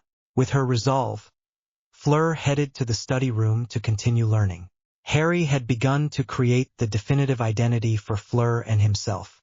For Fleur, she found a family of elderly people who had died 6 months ago after they came to this world in a car accident. Their last name was DELACOUR, French, without any living relatives. They were not sociable, but they had money. They were not the nicest people. Their fortune would be left to their housekeeper. But she died in the same accident as the elderly. So Harry took action. With his studies in computing, more specifically hacking, Harry began Fleur's family history. Fleur was the daughter of the couple's last child, who died 2 years before the elders' deaths. Fleur's father did not take responsibility, but the elders did, making her the heir to his fortune. Material goods were left to the housekeeper. Fleur Delacour began her studies at a normal school in France, and continued her education with the skill of genius, but without attracting attention. He was an athlete, but he never had time to compete. His studies began to expand when he turned 15, and he was already a genius in extracurricular subjects beyond his basic education. Nobody knew until what would happen when she turned 17, when she traveled to London to a common school where she met another genius, a Harry Potter, in which she found herself immersed in all kinds of invented problems, leaving a trail of papers and memories. Finally, after her grandparents died, she sought solace in her only friend, traveled to London and crashed at her genius friend's house, beginning a partnership that would lead to the creation of one of the most powerful companies in the world. Meanwhile, Harry managed to discover a family named Potter, who had been dead for more than 9 years. The death was carried out by a serial killer. There was a boy who could never be found. Harry knew it was all too close for comfort, but he knew this was an opportunity he couldn't pass up. He searched for the child and was able to discover through magic that no one from the Potter family line existed anymore. The child had died. Harry used the story, changing the papers and records for his name, and he gave himself the same last name. His story was simple but tragic, just like reality. Harry had parents and a brother who lived in London, were murdered by a serial killer. 7-year-old Harry was a little genius, so he ran away with the information and the murderer chased him. Harry was able to find help with other people, but the killer continued to pursue him to silence him permanently. He killed the people who helped him, but he was able to continue fleeing. So he ran to the police. The police were corrupt. He had to keep running, and over time he grew up without stopping learning, collecting all kinds of things along the way. As a genius, he left a paper trail of his studies and his escape. He studied in various places and was in many places in Europe, and finally when he turned 17, Harry met a French girl at a school in London where they became good friends. The two geniuses understood each other. One day the French girl was at the door of her apartment asking for help. Conversations would soon bring up the desire to help protect the world under the guise of being something completely harmless. Company. The murderer died by the hand of another murderer. That other murderer was never found. Harry made sure he left a paper trail as well as a digital one, even planting false memories. Brief fake encounters with Fleur and Harry in different situations. No friend. Many suitors. Some suitors. Medical records. Electronic accounts. Memories. Photographs. Belongings. Abandoned things. Cell phones of the time. Altercations with the murderer. Police reports. Corrupt police cell. All he could think of. 3 months after arriving in this world, Harry had begun to create the most complete identity that exists. Every time he found a hole in his facade, he immediately fixed it. Then the blank parts, the cracks, the specks of emptiness, and then he sealed everything that could be taken as false. He even added a girlfriend in his life note. The girl never knew her real name. All over the course of 2 years. All completely false, but no one will be able to refute it. Even they themselves will never be able to convince someone that they are not from this world. Fleur sat down tired. She had been away from home, getting help on a project that would soon revolutionize the world. She and Harry had been working on the world's first virtual reality device. It was a small project just to give them a little fame, enough so that when they drop the bomb that follows this project, everyone will know about the world's newest genius duo. She was in charge of gathering the material things for the project. They could do it with magic very easily, but they had to leave traces of their project so that everyone who investigated would not find anything irregular. Harry was in central London looking for a place where they would present their new device called Virtual Gear. The device was simple, a full-head helmet. It looked quite streamlined in black. The device allowed you to be within the digital. You couldn't touch anything, but you could see things like in real life. So with 2 years of studies of every kind you can imagine, they arrived at the starting point. She had designed the plan to start the company. They would gain attention, and with the DELACOUR fortune for the beginning of the project, Potter fortune actually, the geniuses would create the first virtual reality device. With the attention on them, they would create a game where you could use your avatar as you would use your own body without danger of getting hurt in real life. It was an ambitious project, but it was already finished. They were just waiting to release the news within a few months of the presentation of the first device. Fleur knew that they didn't need more money. But this company had a high success rate, and soon they would become practically millionaires in the eyes of this world, and if they played their cards right, they would leave Stark Industries in the dust. Fleur smiled. She hated the guy. He was a warmonger and a complete jerk. How I wish I had the company already in full swing to crush Stark. But dreams don't come true that way. Fleur heard the sound of the door opening. "AM at home," Harry shouted as he entered the room where Fleur was. The girl looked at him. He had an aura of satisfaction, so she deduced that he succeeded. "I see that you managed to get a place. Where will it be then?" I asked. "London Science Museum. In a week," he said with a smile as he sat next to her. "That's good. Then we will have to hurry with the project. The materials will arrive within 3 days." Fleur said as she turned to him. "That's good. It will be quick, we've already tried it, so don't stress," he said with a mocking smile. "I don't do it," Fleur exclaimed. She was nervous, not stressed. Good. Don't fluff up." Harry raised his hands in surrender while still smiling. "So, what do we do in the meantime? I've already finished my studies and I have so many degrees that I don't know where to put them." Fleur commented with a superior smile. "Hey, I already told you that fashion, arts and literature are not valid knowledge for the cause," Harry replied grumpily. "That doesn't change the fact that I have 3 more titles than you." Fleur countered with pleasure. Harry growled but didn't dignify her with another retort. After that little exchange, Harry turned to her with a nervous and serious face. Fleur looked at him upon noticing the change, feeling a bad feeling. "What's wrong, Harry?" Harry took a deep breath and answered. "Fleur, do you want to go out with me? Would you like to try to have a relationship with me?" Harry asked with the best face he could. Harry had told her about his time travel in his previous world. He had only told her that thanks to that, he was 17 years old when they arrived here, and over time his body had accelerated growth again to match his age. That's why he looked older than a 14-year-old boy should look. Not to mention that the 2 years in this world gave him the attractive appearance of a 19-year-old just like her. The problem is that she dreaded the moment of finding a partner, and what she didn't want was for her mind to have colored Harry as the only boy she wanted to be with, for the simple fact that he was her greatest support in this world when they arrived, and now, 2 years later, he was her best friend. What would happen if they failed? So, with a great effort that in her naivety she could not understand, she gathered her courage and spoke. "Harry, I don't think a relationship between us is good, with everything that's going on," she said with her voice shaking at the words she was saying. She was practically killing a relationship with him, and despite her decision she felt like she was making a mistake. Shaking, "I continue. I don't think I like you that way," he said with a lump in his throat. Harry had steeled himself, thinking that he had to get it out of the way before she finds happiness in some supermodel, something quite possible since the third project of his company would be a fashion branch. With Fleur as designer, he could see it happening. He never told her that in her timeline she had married Bill to prevent her from thinking that would have to happen. He would support her whatever she decided. In a way, his response was a big surprise.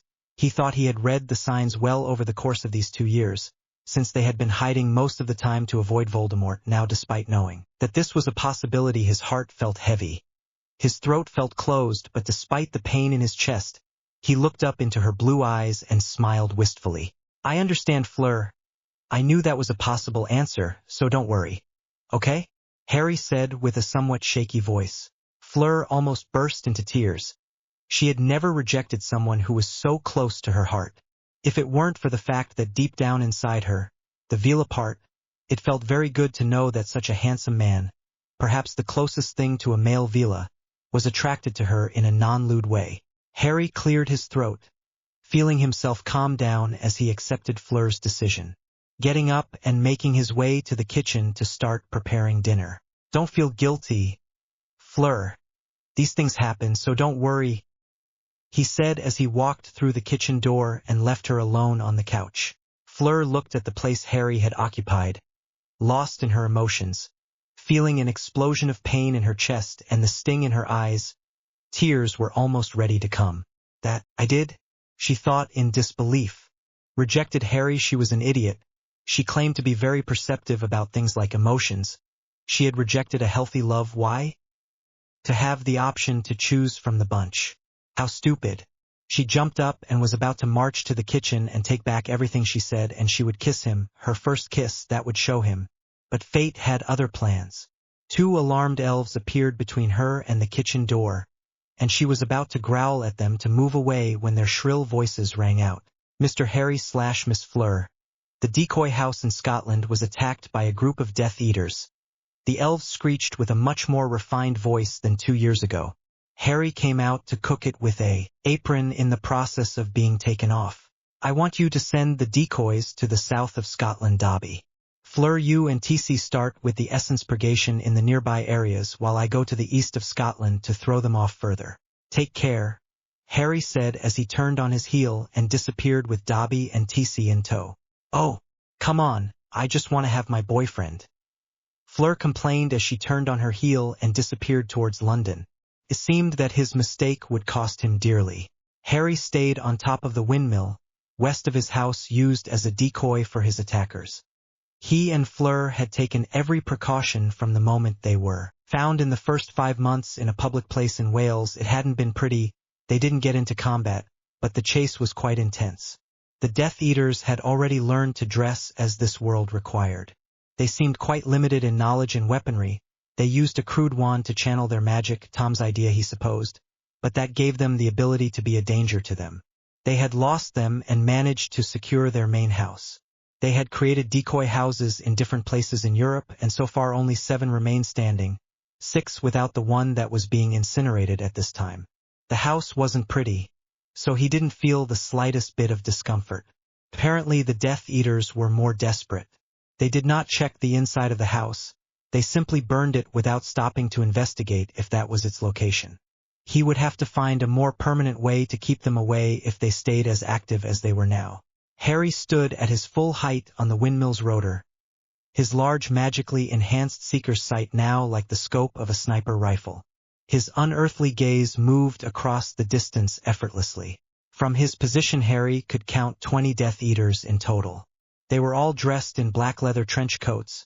It reminded him of the guys who were in the Matrix movie that he went to bed late at night for a few days ago.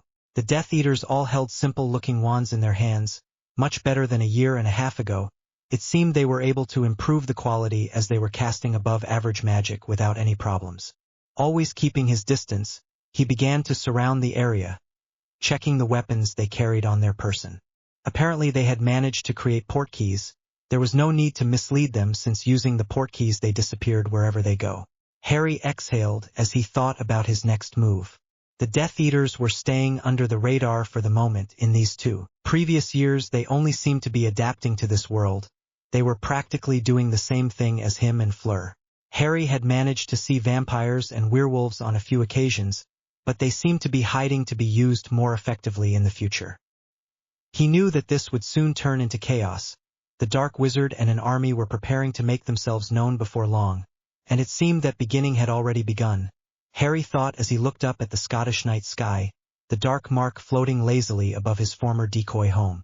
Stretching, Harry disappeared from the place, appearing in different places in Europe and then stopping several streets from his current home, walking from there to avoid being followed. Fleur was in her room, lying on her bed with absolutely no strength left. He had surrounded his and Harry's frequent places to eliminate all traces of them in the area. After that he had returned without problems. A few minutes later Harry had come to report the new behavior of the Death Eaters. Not a minute later he had ordered that we eat and rest so that tomorrow we would be better rested and we could plan the next step for ourselves. The seriousness of the situation and the scare today were enough for the issue of their relationship to be settled as well. Well, at least for her, according to Harry, our relationship could only be one of just friends. She never felt so stupid in her life. Right now I would be with a boyfriend doing what boyfriends do. Just thinking about it, wanted to grab the lamp on his nightstand and destroy it with his forehead as hard as possible. Yet for all their romantic problems, a part of her was worried that Voldemort would be more active in finding them. She knew she was powerful enough not to care about other wizards, let alone vampires and other creatures, but if the numbers overwhelmed them, the problem would be very serious for them. Fleur's thoughts traveled to her training. Harry had given himself the mission of turning her into the most lethal girl on this planet. He had made her learn everything he learned and perceived as useful. Now she was proof against almost everything as long as she was not caught off guard, something quite difficult to achieve, since even that was what she was trained in. Harry taught him everything he knew. He had a series of skills that at first glance he could never even think of. Harry Potter had as his main ability his great natural eyesight, much better than that of an eagle. He had reflexes and coordination of feet, hands, eyes, feet, mind, body. He was practically good at surviving. He had defense skills against the dark arts and magical combat, and in a year after they arrived in this world, he became an excellent hand-to-hand combatant along with weapons of all kinds. I had even seen him cut down the training dummies with a scythe. As if that were not enough, with the aid of his master-level occlumency and memorization magic and rapid data processing, he was amazingly well-versed in many non-magical and magical knowledge available, astonishingly intelligent and unpredictable, ability to lead and teach, Vila-level attractiveness, and very relentless with his determination in his goal. If that wasn't terrifying, she was sure that if we added that she could increase her lethality level with her massive raw magic, leveling up all of the above characteristics, that was terrifyingly unthinkable. And she was trained by him, not to mention that she was not mediocre at all. Felt really good to know that now that he thought about it. The only thing that gave Harry a great margin of skill that she couldn't come close to was his vast experience. He had fought and faced a series of challenges and beings that no one else could. The most prominent in his mind was killing a 1,000-year-old basilisk at age 12 with just a sword. Fleur turned on her bed, now feeling much worse, remembering that this man had been rejected by her just a few hours ago. Now she could see more clearly how stupid she was, and if she never fixed that, Harry would find another girl, have the deadliest man in the world next to her, while she would be settling for some soldier with medals, some millionaire, scientist, or some handsome model, the closest she could get to him, and still be very far away, knowing that she could have had all that and sincere love added. Fleur stood up abruptly, ready to march to the black-haired man's bedroom and beg for mercy, when she remembered Harry's worried and tired look just before going to sleep. Looking at the time, 12 p.m., okay, maybe tomorrow would be better, he thought as he returned to his bed to wait for the next day. June 2007, 3 months later. Fleur couldn't go back on her decision the next day. Harry was forced to dive into the depths of the study area, designing a feasible plan so that Voldemort cannot find them before they can put into practice their original plan of gaining social power in this world. The gravity of the situation reached Fleur much easier than yesterday. Realizing that now Voldemort had them as the #1 target on his elimination list, he was preparing to begin his campaign of terror in this world, and there were only 2 enemy wizards for him that might thwart his plans, so he would eliminate them first. Fleur swallowed her anxiety regarding doubts about her chances with Harry in favor of assisting Harry in a security system that would employ the Fidelio charm and several ready-to-use contingency plans. In the second week after the Death Eater attack, Fleur and Harry presented the first virtual reality device. The world went crazy. 2 young geniuses had just taken the world to the next technological stage, but that did not stop there. they were given several previews of the next project that would go around the world in a few months.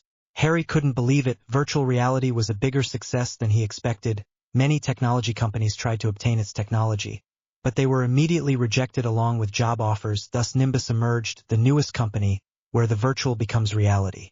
2 months later, the first neuronervous connection virtual reality game was launched, the ability to simulate your body in a virtual environment. Your mind was sent to virtual reality. The game was unique and very impressive for anyone. Otro lugar, or as it was officially released to the world, to another place, the virtual reality game, the technological achievement of the century, 50,000 beta testers and the most sophisticated design anywhere. Quite a first achievement for the newest company financed by DELACOUR, millions of dollars in just 1 month of sales. The virtual gear and its terminal box have been the best-selling product, after beta testing around the world. Neuronervous technology has opened new doors in neural science and simulation. Impress's Nimbus becomes one of the most profitable in the business universe in the short period of 3 months. Young entrepreneurs, FLUER DELACOUR, Harry Potter. The genius couple reaches heights quickly. There is talk of expansion. Press conference, FLUER DELACOUR, co-CEO of Nimbus Enterprise, reports the purchase of 3 small companies. Fashion company in Nimbus. Harry Potter announces Nimbus Enterprise's next project in progress, Virtual Enterprise. To another place, the virtual reality game launched by the newest company in Europe, Nimbus Enterprise, is the game that every person in this world who is interested in technology will have to try. The game is simple, the setting is the normal world, all the buildings are quite close to reality, only the interior of private places changes, such as houses and non-public places, where you as a player are a normal person in the middle of a war between beings with powers supernaturals, the white faction, the good guys, and the black faction, the bad guys, played by NPCs. The objective of the game is to do what you want, however the laws of the real world are exactly the same. In this world you can join the white or black faction or other organizations such as Interpol, the army, security guards, or others that will be presented in the game.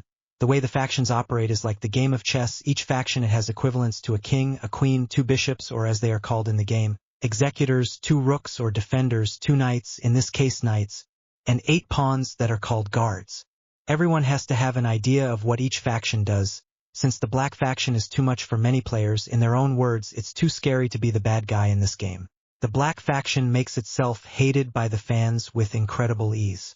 But that's not all. With the new virtual reality feature, Virtual Company, skirmishes between players have become a source of business among bettors. It is impossible to deceive, thanks to the game's AI, Cardinal, with its codes stored outside of any network and isolated only to the hands of the CEOs of Nimbus Industries. Virtual Company allows meetings between large businessmen without leaving home. It is an option that many have begun to use. Everything is so realistic that when you leave this game you will think that at any moment an executioner will come out of your favorite store and try to blow you up. The news reporter finished reporting while they began a debate about the demands of the game. Harry turned off the holographic screen that was in his living room. FLUER and he had created Cardinal with their programming skills and techno-magic, a branch of magic that they put all their effort into along with a time turner to achieve. It was impossible to hack. It had to be a woman because according to FLUER, girls have more control than men. But despite everything, with Cardinal being quite sensitive, almost like a biological being thanks to magic, they were able to have an extensive magical and technological security system. They had created the game so that when Voldemort tries to take this world, he will have more resistance than the magical world of his previous world. They had created the virtual gear to be sensitive to magic users. This way Voldemort and anyone coming from their home world couldn't find out what was going on in the game. It didn't matter anyway as long as the people of this world were not in complete ignorance. FLUER was in the kitchen. Despite being billionaires now, she and Harry lived normally. The Nimbus Industries building was their place of work and fame, while their 3-bedroom house was where their true self was. The world went crazy with their virtual project and it gave them money and fame, what they wanted, and thanks to magic, they had privacy that no celebrity enjoyed like they did. FLUER's thoughts traveled to her next step. Nimbus bought a low-class security that would soon become the best thanks to the regime, and level that Harry would make them reach would be his small army. The virtual game would help to find suitable people for the approaching war. Everything had a purpose. The fashion company was starting to gain fame in just a few weeks thanks to Nimbus fame. She got off to a good start with her first designs. But that wouldn't last if her designs weren't still good enough to live up to. So she was working hard at it. Her relationship with Harry was stagnant. She desperately wanted to throw everything up in the air and make Harry Potter her partner. But with how busy they were, it was almost impossible, and her cowardice wouldn't allow it. She now knew how Harry felt before asking her out on dates. Nimbus would soon expand across the world, and until that happens there will be a lot of work to do. One thing she determinedly decided was that she would not rest until she had her claws on Harry, even if she had to put fashion aside for the moment. Voldemort was never an unprepared man. However, the moment he arrived into this world, all of his plans had to be reorganized. At the time of his arrival, he almost immediately realized the problem with his wands. They were not working. They were heating up and avoided the use of complex magic. So with his limited resources, after finding an abandoned warehouse with no more population in the surrounding area that the newly arrived army could discover, Voldemort performed the ritual to obtain his new body, replacing the wand movements with runes and with the ingredients brought from the other world to be able to perform, without trouble, the ritual, adding ingredients to create a stronger body. With a new body, they began to walk much more easily. The next objective was to recover their magic. So with a few days of research, he was able to discover a ritual to impregnate pieces of wood into small magical nuclei, a way to channel his own magic to the outside world. The ingredients were at hand. A magician had to be sacrificed, but that is one magician among hundreds. With magic back in his ranks, Voldemort began the search for his base of operations. It was very easy. When he himself had never left his Muggle knowledge behind, he had used legilimency on a librarian. He discovered that there is a place where no human without proper equipment could go without dying from radiation. Chernobyl, the city where a radioactive accident, the largest in this world, had killed and made its inhabitants flee, but thanks to its magic it would not be a problem for its army. Only a barrier that prevented the food from being toxic would be imposed. After leading his army to the abandoned city in Pripyat, Ukraine, carrying them wasn't so much of a problem. Keeping them in line was a little more difficult. But being the most fearsome and powerful Dark Lord of his time, no one went against his orders. Vampires would drink animal blood, while each vampire was allowed to drink human blood once a month. The lycanthropes were more difficult to make obey, but their resistance was useless. They were given the same orders as the vampires. They would eat animals, and only once a month they would eat human flesh. The bodies that the vampires hunted were taken to the Chernobyl storage zone, where the giants and goblins ate meat from animals hunted from around the area, the wildlife having been useful during this time. The Dementors required more delicacy. They kidnapped 50 people from different countries of the former Soviet Union so as not to raise suspicions. In a safe area for humans within the city, they were prisoners who were constantly kept close. As healthy as possible, Dementors reveled in the happy emotions of Muggles. For the mages among their ranks had a better idea than to grow their own food or even get it for themselves. With 3 months being in this world, Voldemort ordered his servants to mix with the Muggles. There was protest, but never in his presence. They were so loyal to the cause. Even though Voldemort had no empathy for the purebloods in reality, they served his purpose.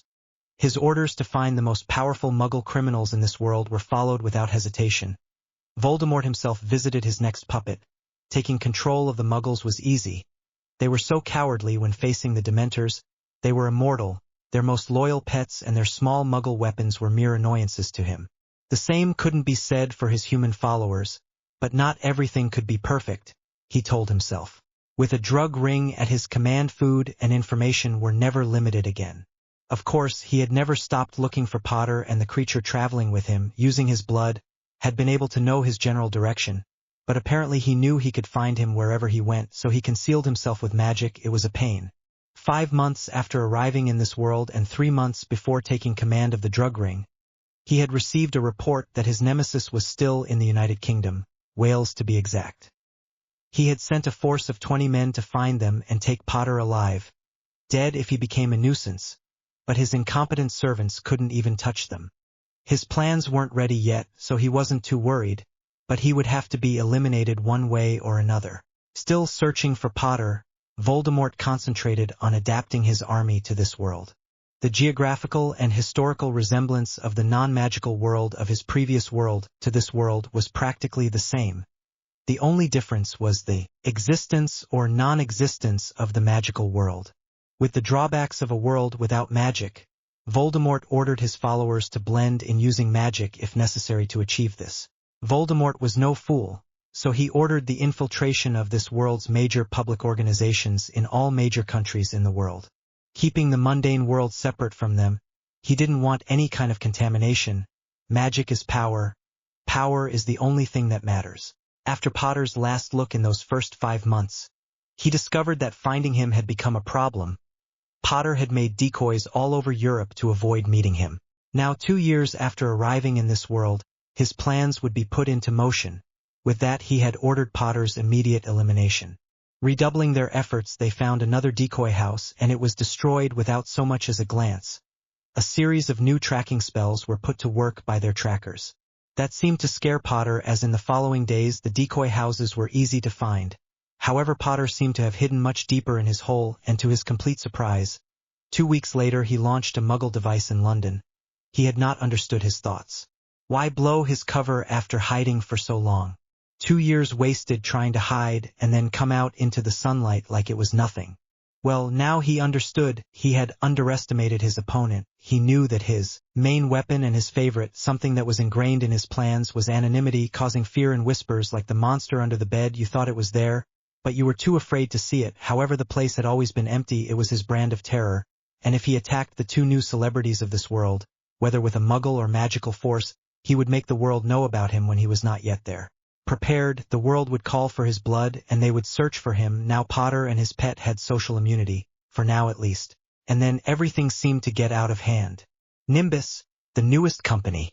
Nimbus Enterprise, the leading company now in virtual neuronervous technology, a pillar of society now. A game. A simple game turned his enemy into someone very powerful in this world. He had resources to use at will without anyone questioning him, at least not the world itself, maybe the security agencies, maybe, but not the world, and apparently his game was even anti-magic. None of his followers could use Potter's technology without being destroyed.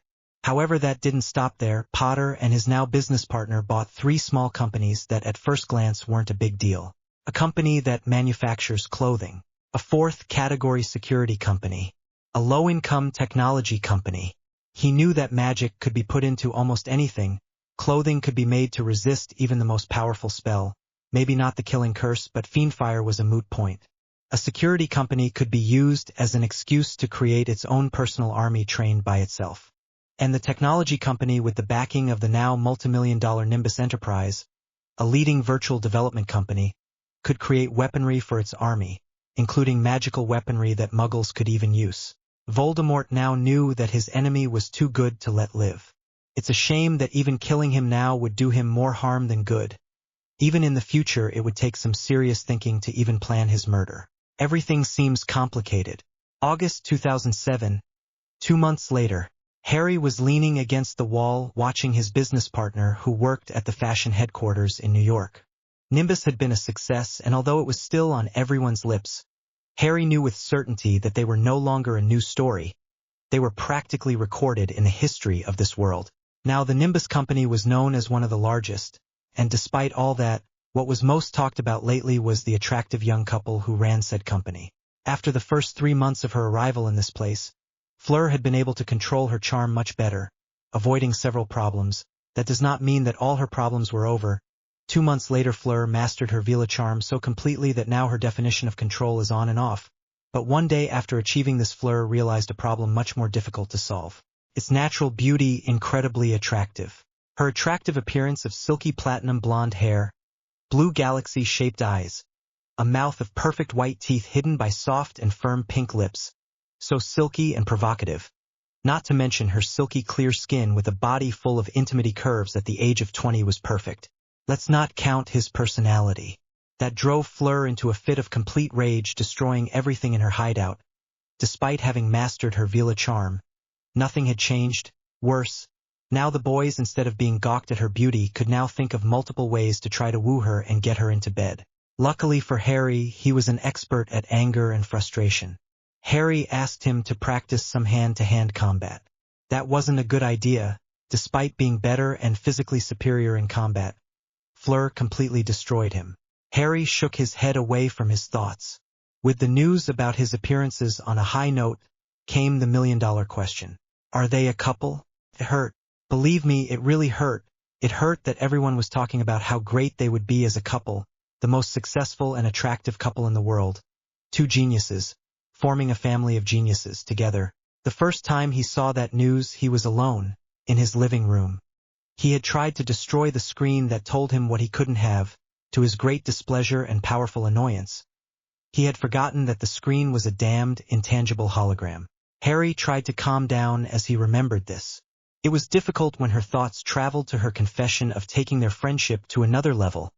Fleur was now surrounded by male models who would model her designs for her first event. Harry knew it was irrational. The models seemed to be interested in her, but she treated them like mere mannequins on display. Harry was glad he wasn't one of them. "Harry, when did you arrive? I didn't see you," the blonde exclaimed with a hint of nervousness. Harry sighed as he was finally discovered. "I was passing by here and I said, why not be at its most important moment? So, here I am." "Harry and the meeting with FLUER Industries," she said, bewildered. Harry shook his hand dismissively. "I left them with the word in their mouths," he said carelessly.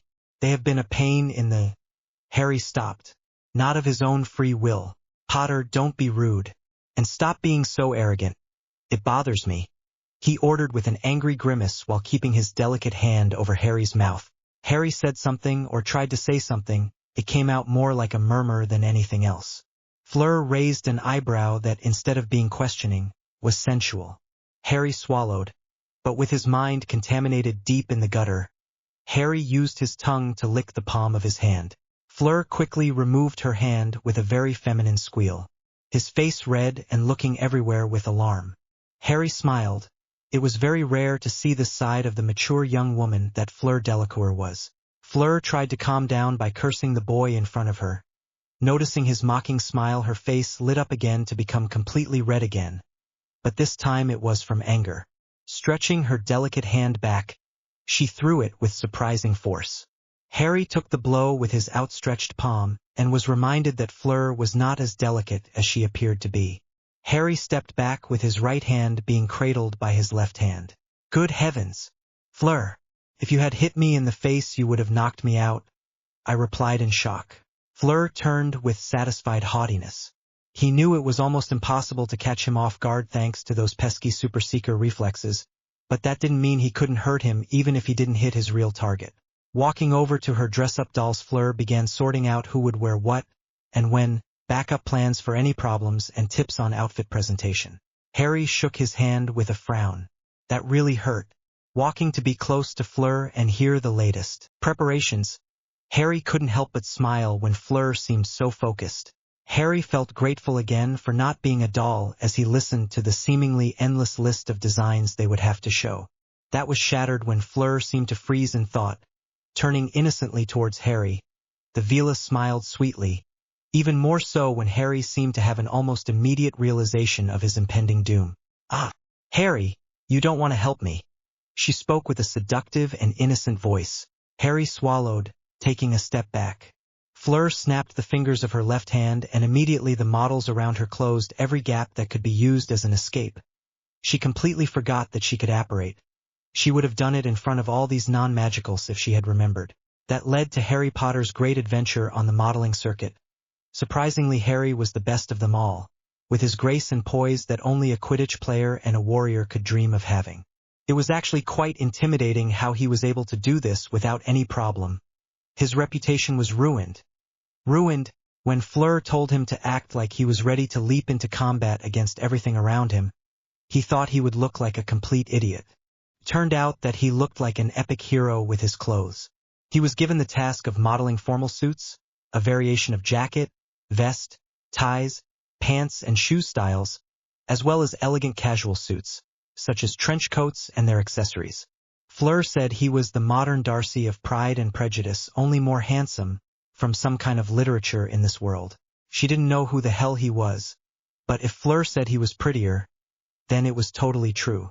However, Harry did not fall in love with the trench coats, but with a gray suit along with another metallic black one. The gray was very similar to normal black suits, but the difference was the color detail. Its color was a dark metallic gray. First, a black dress shirt with a white collar and wristbands or cuffs, whatever they are called, in the same white color. Tie with half white and black as two stripes along its entire length.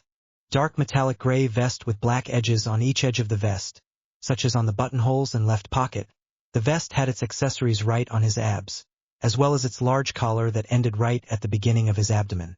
Completely tailored, loose but fitted, showing off your compact and agile body.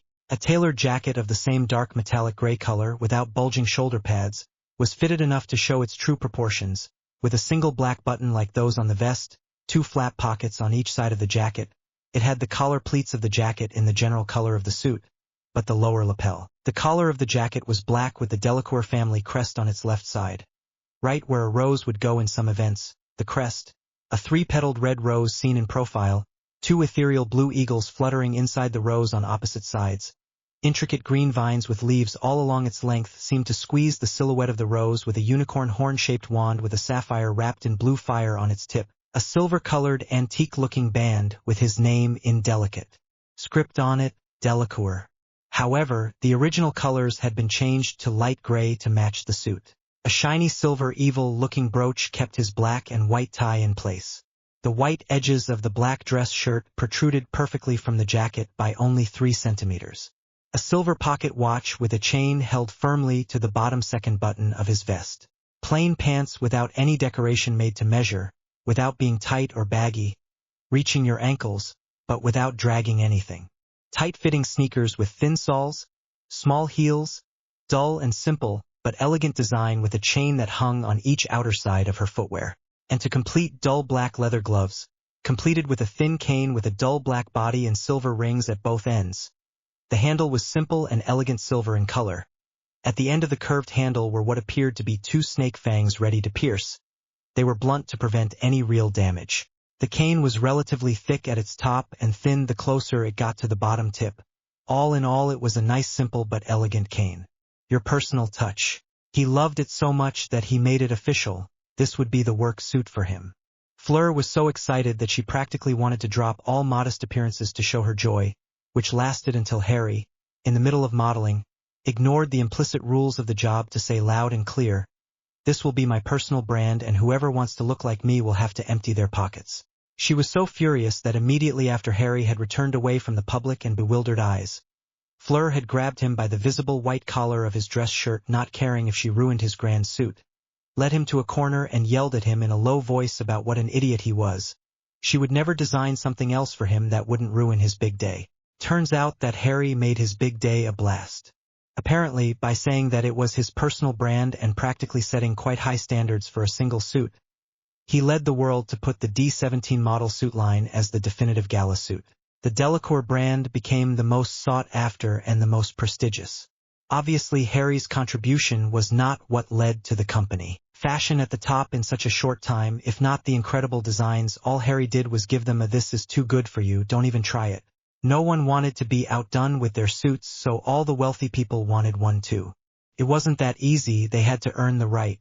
Fleur saw the opportunity for publicity, so she prepared a standard and requirements for those who would like the suit.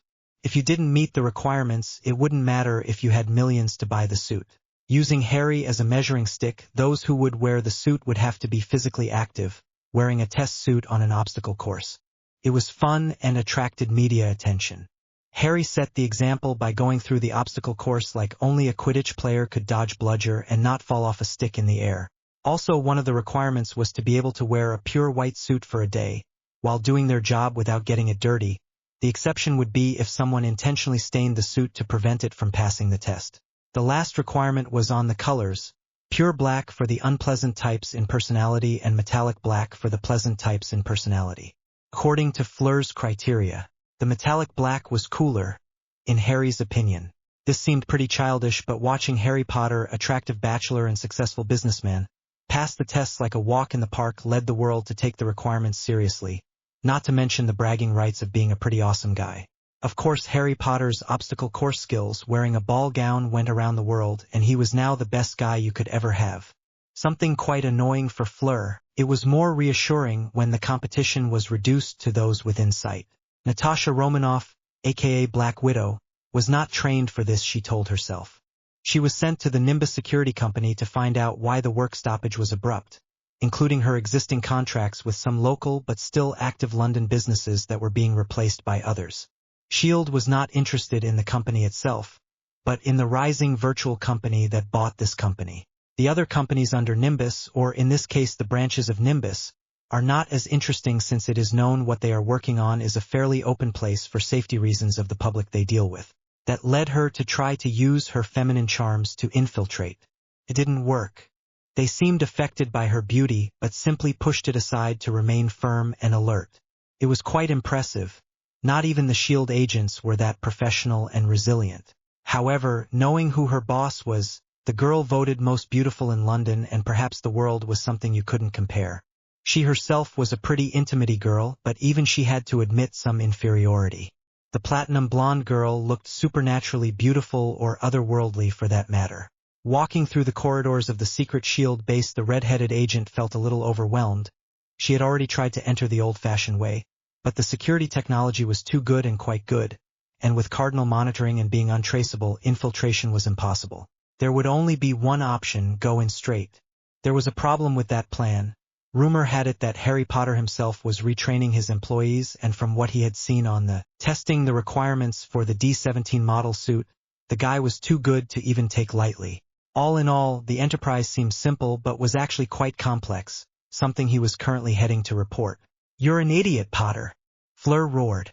FLUER was actually furious, too furious to control, so the barriers no longer held. Annoyingly barging into her own headquarters office. Nimbus main office, London. Harry entered a second later, looking bewildered behind her. FLUER had insulted him with the most sophisticated words you could find in the dictionary. "What's the problem, FLUER?" I question immediately when I enter. "What is the problem? What does it matter to you, because you are not going to offer yourself as a personal guide for your new assistant?" FLUER shouted in his face. "New assistant? What the hell are you talking about?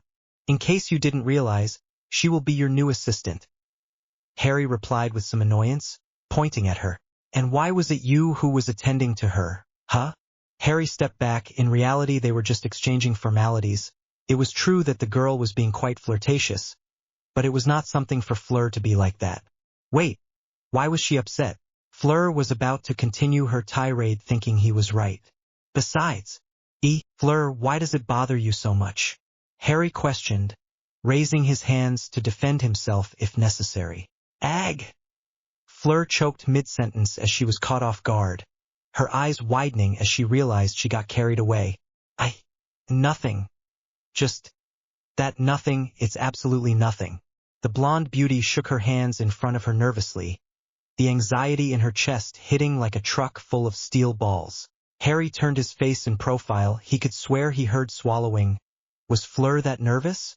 FLUER noticed, panic taking effect as her mouth released its restraint without permission from her brain. "The problem is not me. You are flirting with that girl," he shouted without being able to stop. "I don't understand you, FLUER. And her name is Mary, by the way," I replied, a little more annoyed than before.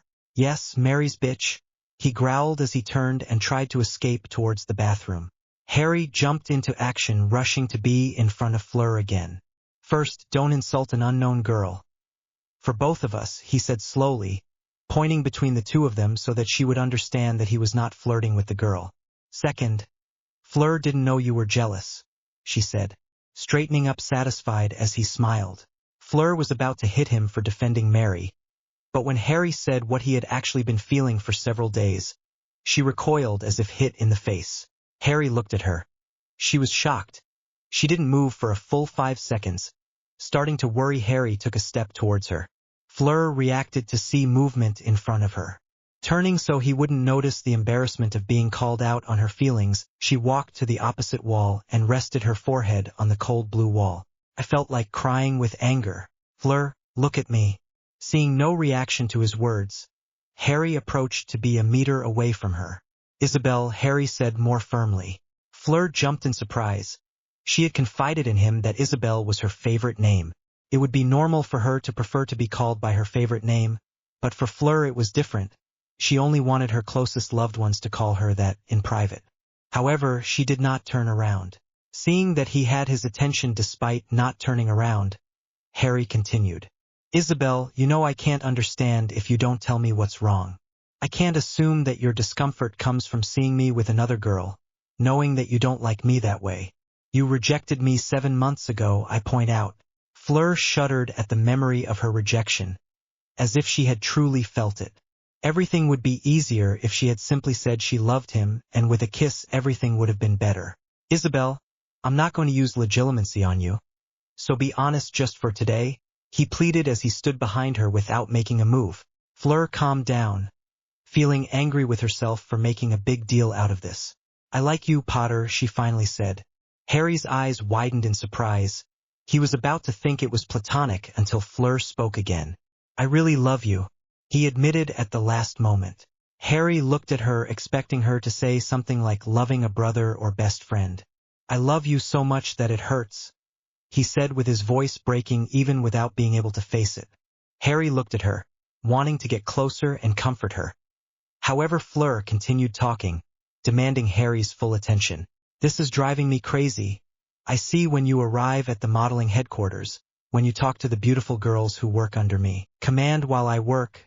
I feel when you are trying to find another girl who can give you what I stupidly refuse to give you. My chest hurts so painfully, I almost screamed at the end. Tears began to fall. I'm a Vila, Harry, you know what it means? It means that I will always be as emotional as a teenager.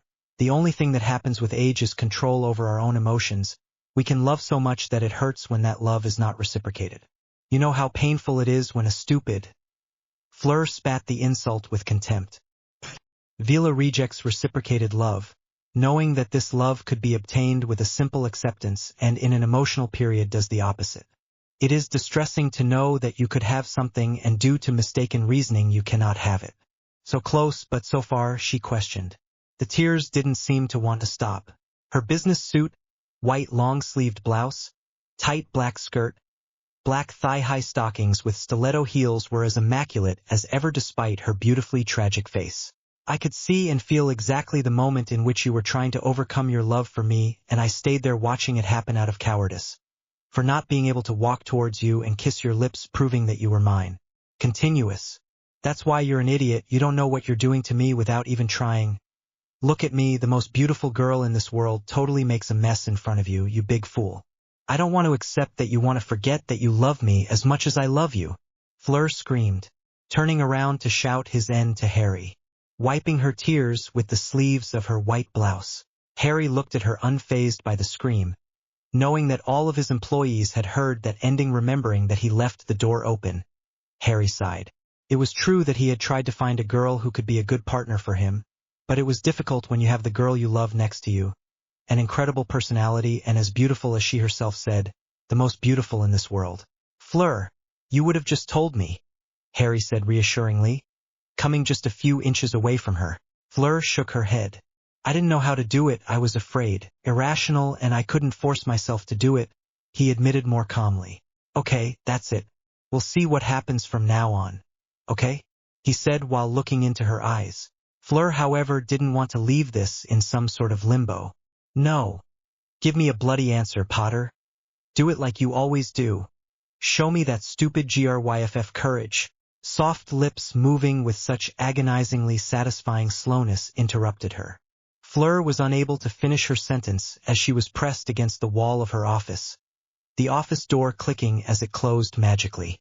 Harry's hands snaked down Fleur's body until he reached her hands, intertwining them with his own and placing them firmly but gently on either side of the Vila's face. Fleur knew she should be a little upset by the assault, but she couldn't formulate a single thought other than to feel the warm sensation of the lips she had wanted to kiss, albeit subconsciously, long before she came into this world. The warm quality of love was permeated in every movement, sensual of their two bodies. This was the most pleasure a candle could feel, intimacy mixed with pure feeling. Her legs began to feel weak, the softness of the flesh sliding slowly against her own lips, her sensitive breasts pressed against the chest covered by the special biosynthetic silk suit of the D-17 model. Fleur and Harry never stopped biting and rubbing their lips excitingly slowly to rub their bodies against each other's. As Harry bit, rubbed or grazed either the bottom or top of their lips, Fleur allowed herself to exhale and inhale. The sounds of gasping pleasure could be heard in the office as Fleur did her best to maintain her sanity. Fleur did the same with Harry, putting her lower lip between your teeth or lips, massaging it with exciting care to never run out of air.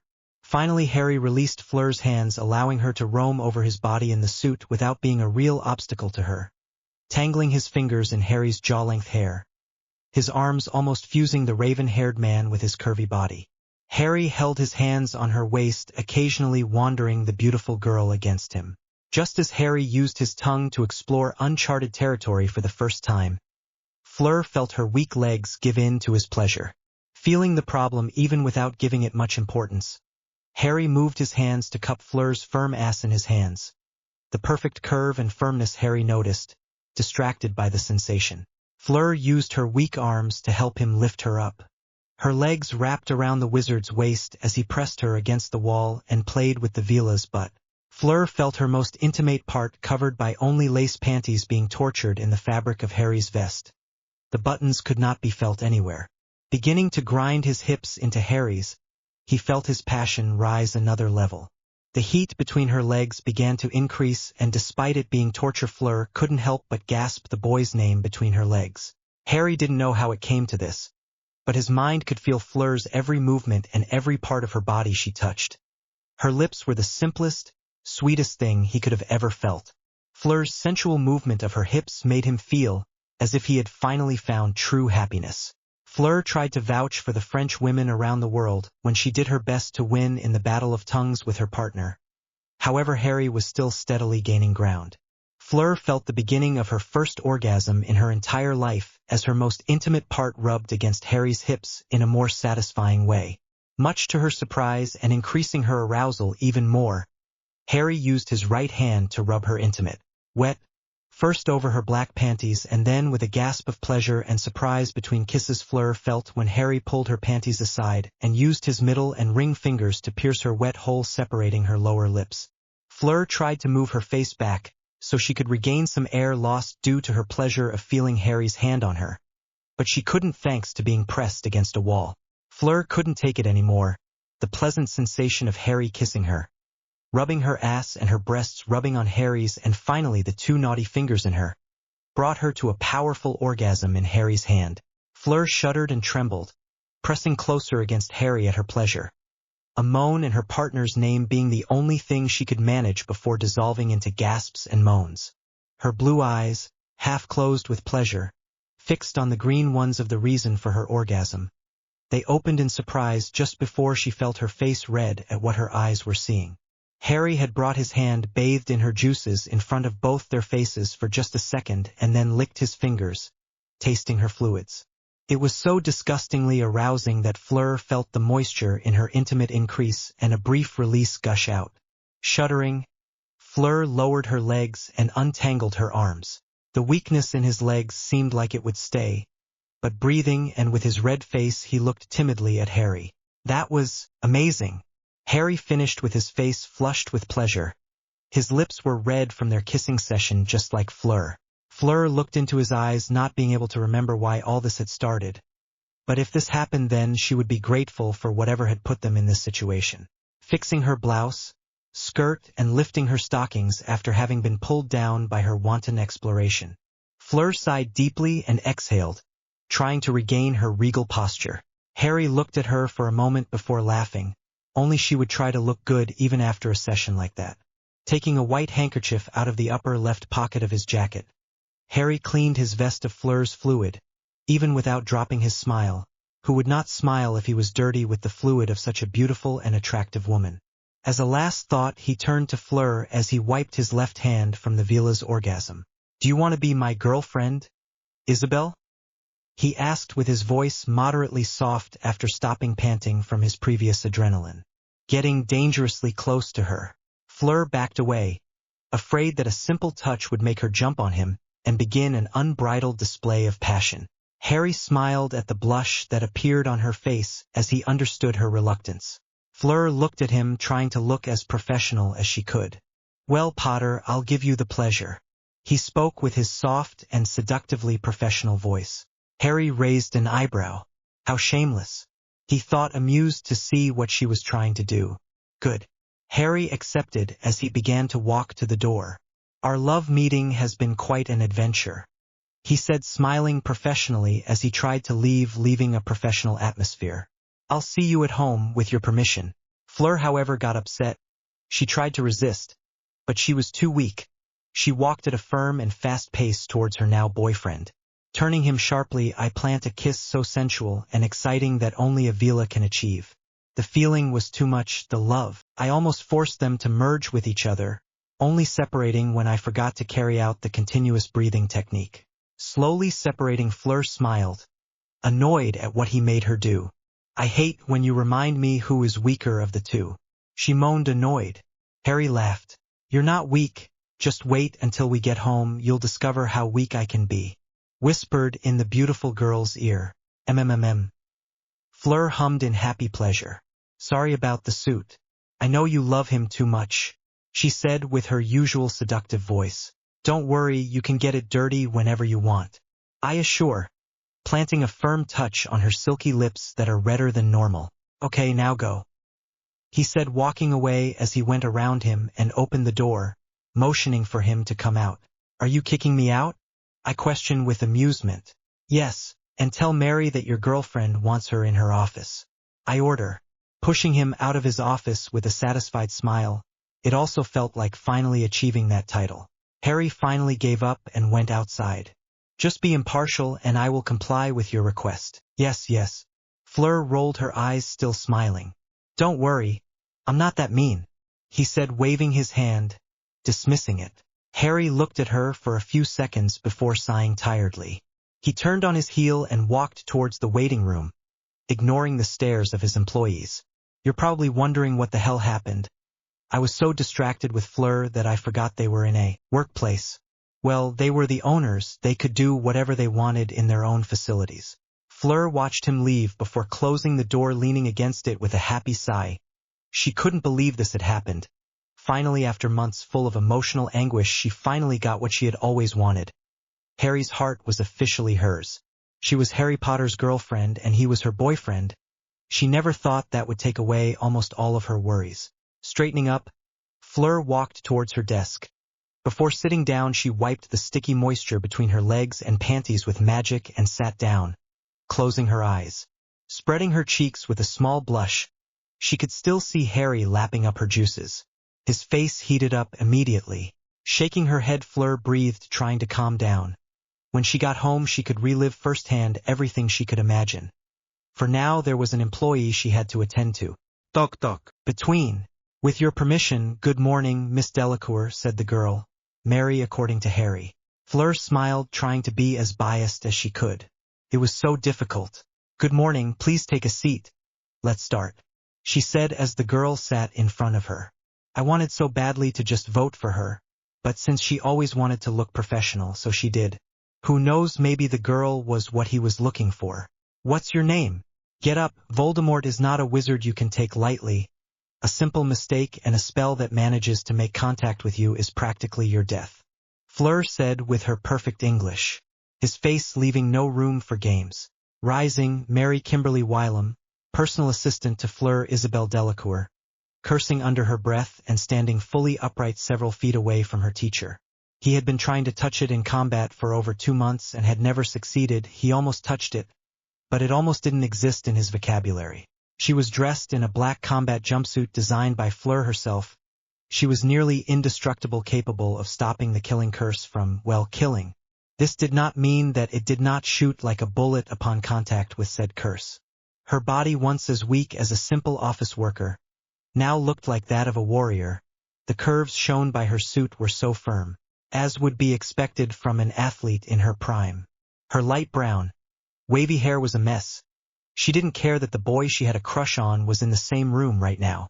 Now more recovered, Mary prepared her weapons, 2 chains connected in a gauntlet on each arm.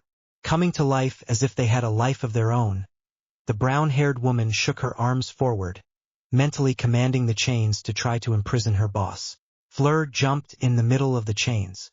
The sharp tip of the chain swung sharply, trying to pierce its creator's leg. Fleur used Harry's little trick in that ancient maze. A magical pulse shot out of Fleur's body. A sonic sound and the rumble of chains being thrown away from her body, falling cleanly onto the training room floor. her feline grace in all its glory. Mary clicked her tongue as she failed miserably once again. Pushing his chains away, he backed away to give himself more space. You must be more aggressive, combining the physical skills that I teach you with your weapons. Do not trust your weapon so much or you will be crushed by your opponent, declared the blonde as she walked confidently towards her apprentice. The brunette's brown eyes watched her opponent with total concentration, waiting for her moment. I immediately jumped to the side. A scrolling hum was heard, a clear sign of a spell. That gave way to a chase. FLUER's throwing speed was quite fast, but not her maximum capacity. The brunette dodged using everything she knew to avoid being caught by a single spell. Gasping, Mary stopped by throwing her chain in front of the next 10 spells faster than a bullet. FLUER didn't have time to think about her assistant's good work, because she had to use a protego on the moment a chain went directly towards his abdomen. FLUER jumped immediately after repelling the physical attack. The pace of the fight increased with flashes of lights and sounds of spells along with the cacophony of chains clashing and rubbing against each other.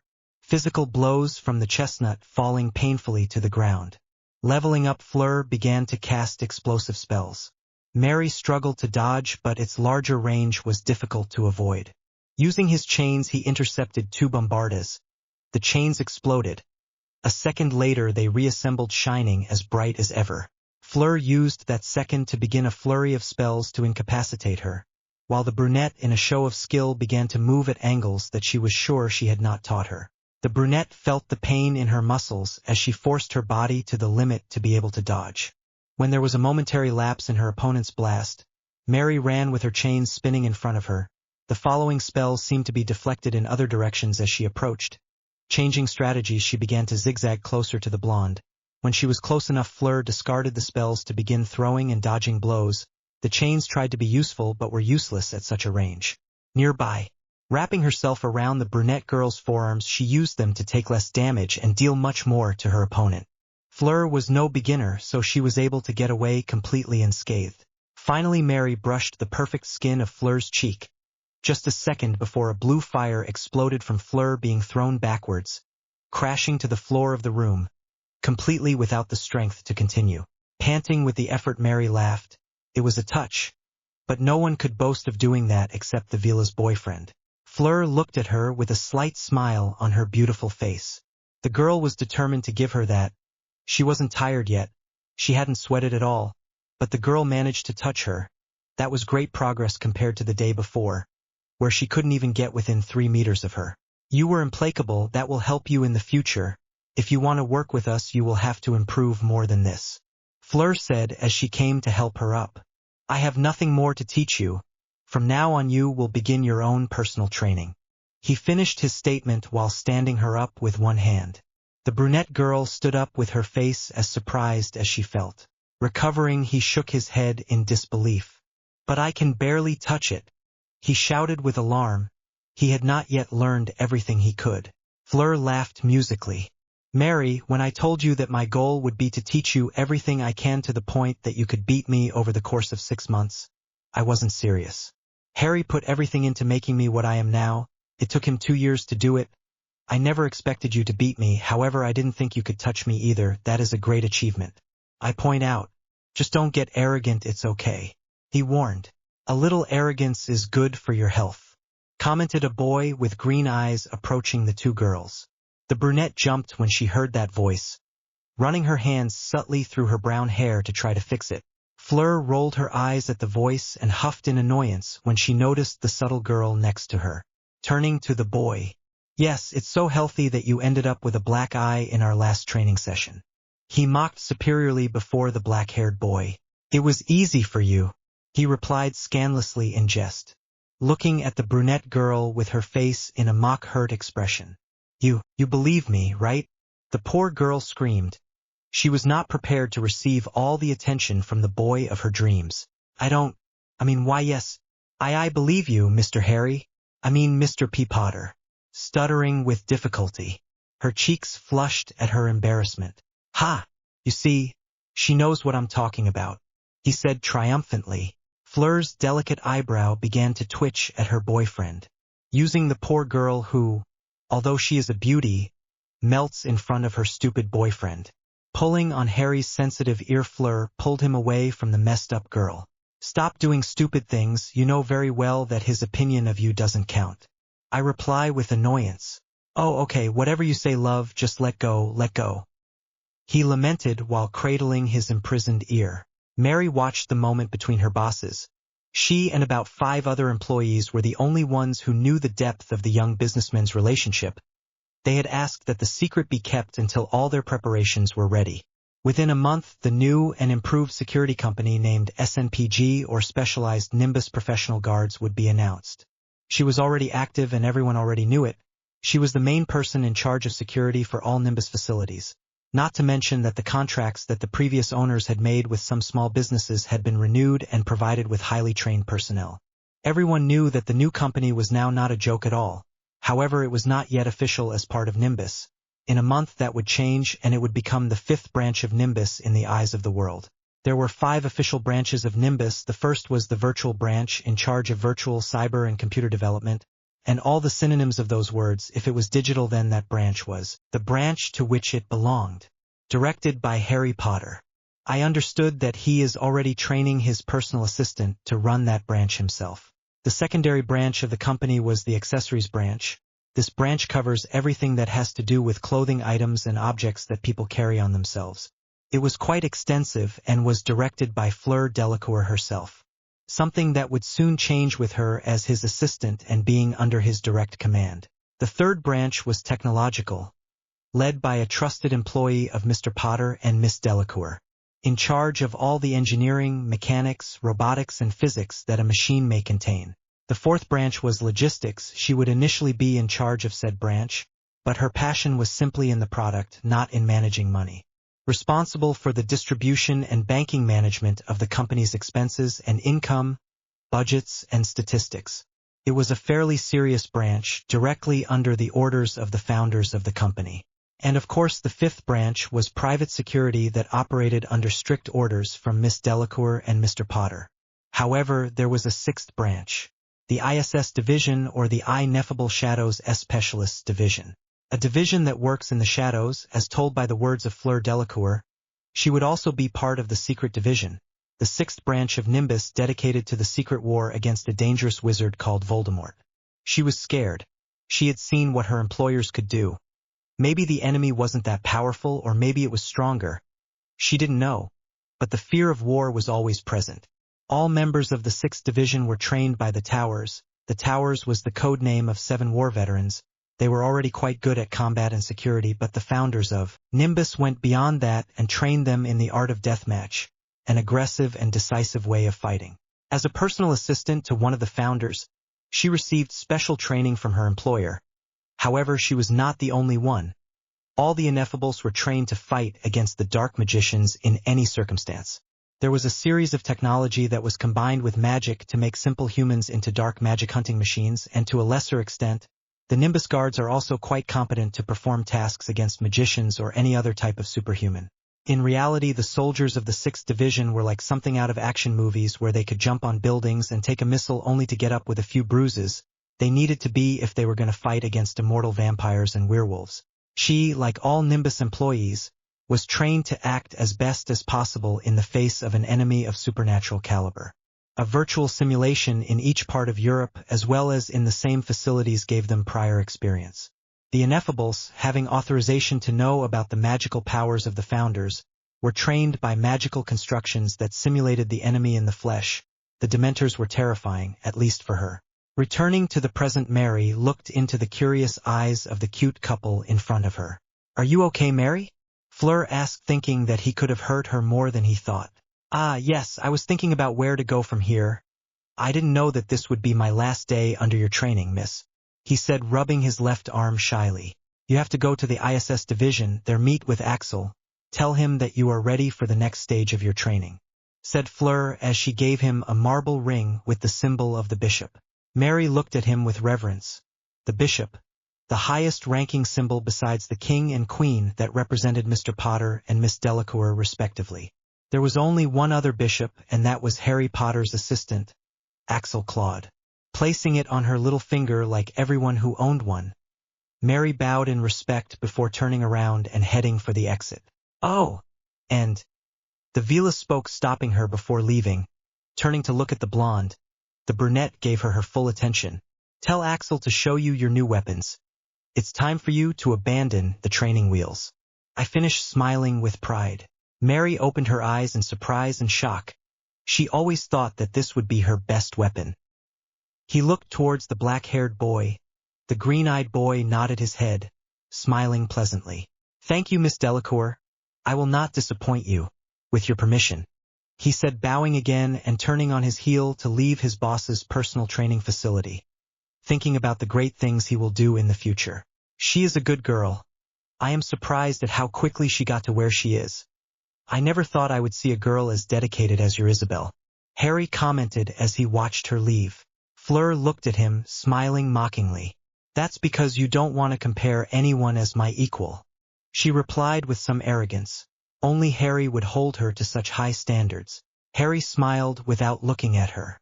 That's not true, but if you want to try to be my equal in the bedroom, I wouldn't object, he said as he extended his hand around her waist, bringing her closer to feel the hourglass figure covered by the combat suit, kissing her tenderly. Fleur laughed, amused.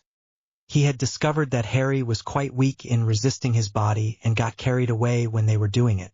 Although he was quite good in bed, she counteracted it with her natural instincts as a Vila. Grabbing the fabric of Harry's vest, Fleur brought it to her lips. I'll show you how overmatched you are in this training room, she whispered seductively.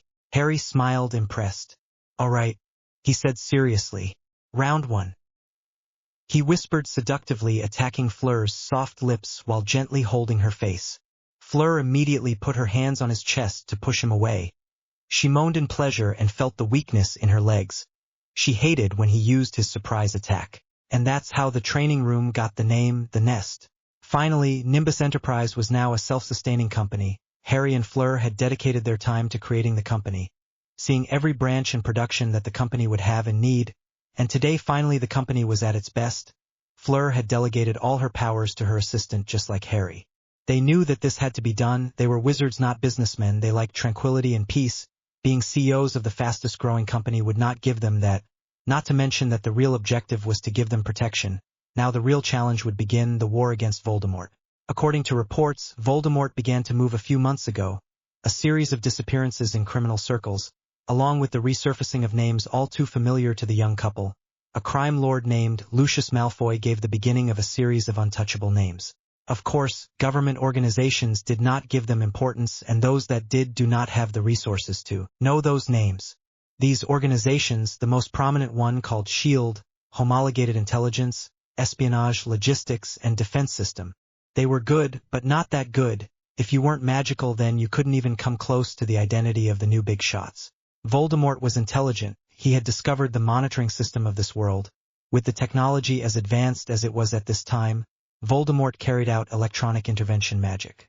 With this magic, he could cause failures in cameras and any surveillance device. That's what the Inefables were focused on. Meanwhile, with each branch of Nimbus having a secret section for the development of resources for the ISS. The first concealment charm was created in Technomagia, capable of fooling even the highest surveillance technology. The Nimbus researchers had gained the ability to create certain area spells, thanks to the contribution of rune stones as temporary magic cores. With these advances came what was practically the greatest discovery in this world. There was magic. With Fleur at the head of the investigation, in the 3rd Division in the secret section dedicated to high-profile and valuable projects, the magical research was carried out where Fleur and her team of researchers discovered magic. This magic was a different magic than that of their world. This was an energy outside of this dimension, and it was dormant. The only catalyst to be able to even monitor this energy was the magic of their cores. This was a great achievement and led to the 6th Division being even more prepared to face Voldemort's dark wizards. Harry walked with his face in a blank mask, green eyes glowing with restrained power. Occlumency, mind magic created for the protection and organization of the mind, was in his maximum expression. 2 minutes ago you were informed of a raid in full swing. Death Eaters, or in this case, a series of men in black in trench coats, were practically massacring the people of Bibbury in the Cotswolds of England. They had received the signal immediately. An easy reconnaissance with their private satellite showed them that Fenrir Greyback was out hunting. From my own experience, I would assume that they were Fenrir's pack. Walking into a large room with white walls and a series of high-tech computers, a monitoring team trained for all forms of threats that could be recorded, these boys and girls were named Watchers. "What is the course of action you have taken so far?" he asked with a soft but clearly authoritative voice. He walked to stand in front of a screen that spanned an entire wall in front of all the Watchers. "Sir, we have given the order to the Rapid Assault Team," answered a young man immediately while showing two live videos. One was the ineffable Rapid Reaction Team while they picked up their equipment and left for the port key, a technological machine capable of carrying out teleportation, magic being an intrinsic part of the device allowing completely safe transportation to any part of the world. On the other half of the screen was satellite video of the attack. Harry could hear the labored and frightened breathing of his Watchers. Some were young, some were not. But for each one this was the first time they had looked at what they were facing. They had skirmished with mages in some remote areas where lookouts had managed to locate their enemy. This time it was the real thing. On the monitor you could see a series of black figures, trench coats fluttering as they ran after the frightened people like cattle. There was no sound. Thank you for the little things, otherwise you would have your employees panicking at the screams you knew for sure there were. He could see how the lycanthropes pounced on men, women and children. "Yes sir, the lycanthropes are not using magic, even when the people shoot at them," reported a black-haired girl, trying not to stutter, succeeding marginally. She had to keep an eye on any other information, so she had to continue watching as the werewolves ran without worrying about the bullets raining down on them and biting into people's necks and violently tearing off flesh. "They are improved," Harry declared looking at the screen when the girl changed the video to the one she was watching, her face showing no sign of being affected. Inwardly he cursed Voldemort. He was making a show of power. Werewolves were tough, but not so tough that they could survive bullets from a modern gun. He was showing off his arsenal. He knew for a fact that Voldemort was quite fond of dark rituals. He had improved Greyback's pack. "Aya!" The lookout girl from before screamed in surprise when she saw through the camera of a digital cell phone how a werewolf was tearing with great enthusiasm the stomach of a girl, bathing in her entrails while she is still alive. She screamed desperately in her pain. The sound of the girl choking on her own blood and the werewolf's crazed laughter rang through the silence of the entire room. "Ahia! Help Gaghag!" The black-haired girl quickly got up from her chair, moving away from her monitor, trembling at what she saw. "What is the status of the assault team?" asked the magician, always with his silky voice. "They are already in place waiting for the signal from the tower, Lord." "Supply the same young man as before." Harry nodded, watching the broadcast. From one moment to the next the werewolves stopped sensing the approaching danger, so that a moment later a rain of bullets began to fall on the herd. Greyback shouted orders that could be heard over the digital phone. "Can we not collect images from other smartphones?" Harry asked quickly. "No sir, he is the only one in the area. There are others, but they are not in a position to convey anything of interest to us." This time it was a pretty woman with glasses in her 30s who answered. Harry nodded without showing anything. Harry watched as the quick-reacting unspeakables passed through the town. A few seconds later the first direct confrontation occurred. A group of 7 unspeakables, 1 rook and 6 pawns, dressed in black leather armor. All wore clawed gloves, and the tips of their boots could even pierce flesh. The black armor was compact and light with a thick leather hood, a smooth metallic gray mask as the last accessory. The night black armor was not as simple as it looked. It had runes engraved within it. Runes for durability, resistance, invisibility, fireproof, indestructible, temperature, storage, and many more. It had been difficult to combine them, but it was worth it. The hood, on the other hand, had virtual technology. Well, it had very good internet reception. The two groups clashed like beasts. The werewolves were quite instinctive and wild. They tried to tear and bite, while the ineffable ones were elegant and methodical. He knew that against instinctive beings plans do not always work, but he had drilled their survival so thoroughly that for them elegant and methodical it was instinctive. Leaving aside plans, the ineffables began a frontal assault. Claws and bullets began to be thrown. The werewolves tried to dominate, but they constantly failed. The ineffable ones took out the heavy weapons, silver. Immediately the wolves, they began to flee. They had waited for the moment when the wolves were so engrossed in the fight that they would not be able to flee when their death appeared before them. Greyback used his pack members to cover his retreat while the others were slaughtered mercilessly. Claws, blades, and silver bullets pierced the flesh of the wolves who were howling desperately.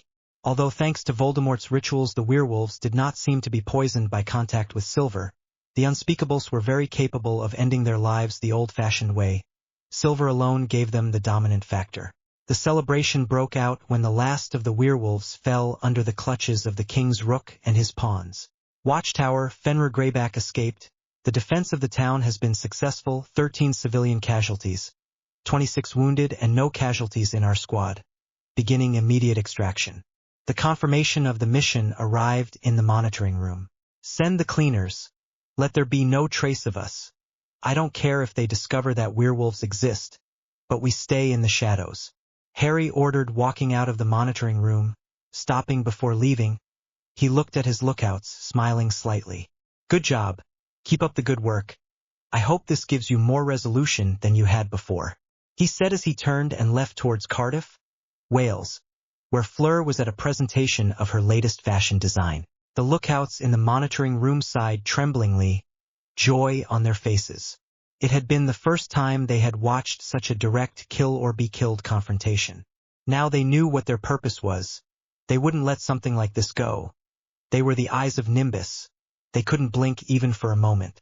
With the war officially declared in 2008, the most brutal fight for freedom in the history of this world gave way. Werewolves tore apart and ate humans in droves, while vampires bled entire small towns to death. Wizards tortured and kidnapped while leaving a trail of death in their wake. Brief appearances of giants destroying buildings of secret government agencies, along with the goblin tricking wealthy people into binding contracts by turning them into Voldemort's puppets. Dead people with no signs of damage, but no soul, sightings of Nundus summoned by Voldemort. The war finally caught the attention of certain government agencies. However, the only thing they could do was arrive minutes after the attacks. The ISS was the other side. Although they could not know where Voldemort would attack, they reacted only seconds after the first sighting of the Death Eaters. The Ineffables appeared and decimated small groups. There were only 3 raids that went wrong. They had lost one Ineffable to the breath disease of a Nundu, another to a horde of Inferi. The Dementors had been out of luck thanks to the Patronus stones created by the 3rd Division. They were small black stones that fit in the palm of your hand, a system of runes that absorbed positive energy in the air, and then released it in Patronus bursts, short flashes of powerful magic. These stones were functional thanks to the natural dormant magic of this world. FLUER was especially good at activating this magic. The Dementors had only been able to suck souls from lonely people far from large populations. Meanwhile, Voldemort maintained a constant stream of attacks, leaving the dark mark whether they won or not. He had gained some experience against the Nimbus Unspeakables. They were pretty good, but not enough to kill all his servants. The Unspeakables were well prepared and not stupid at all. He had tried to ambush them or lead them into a trap, but Potter was a veteran in the war against him.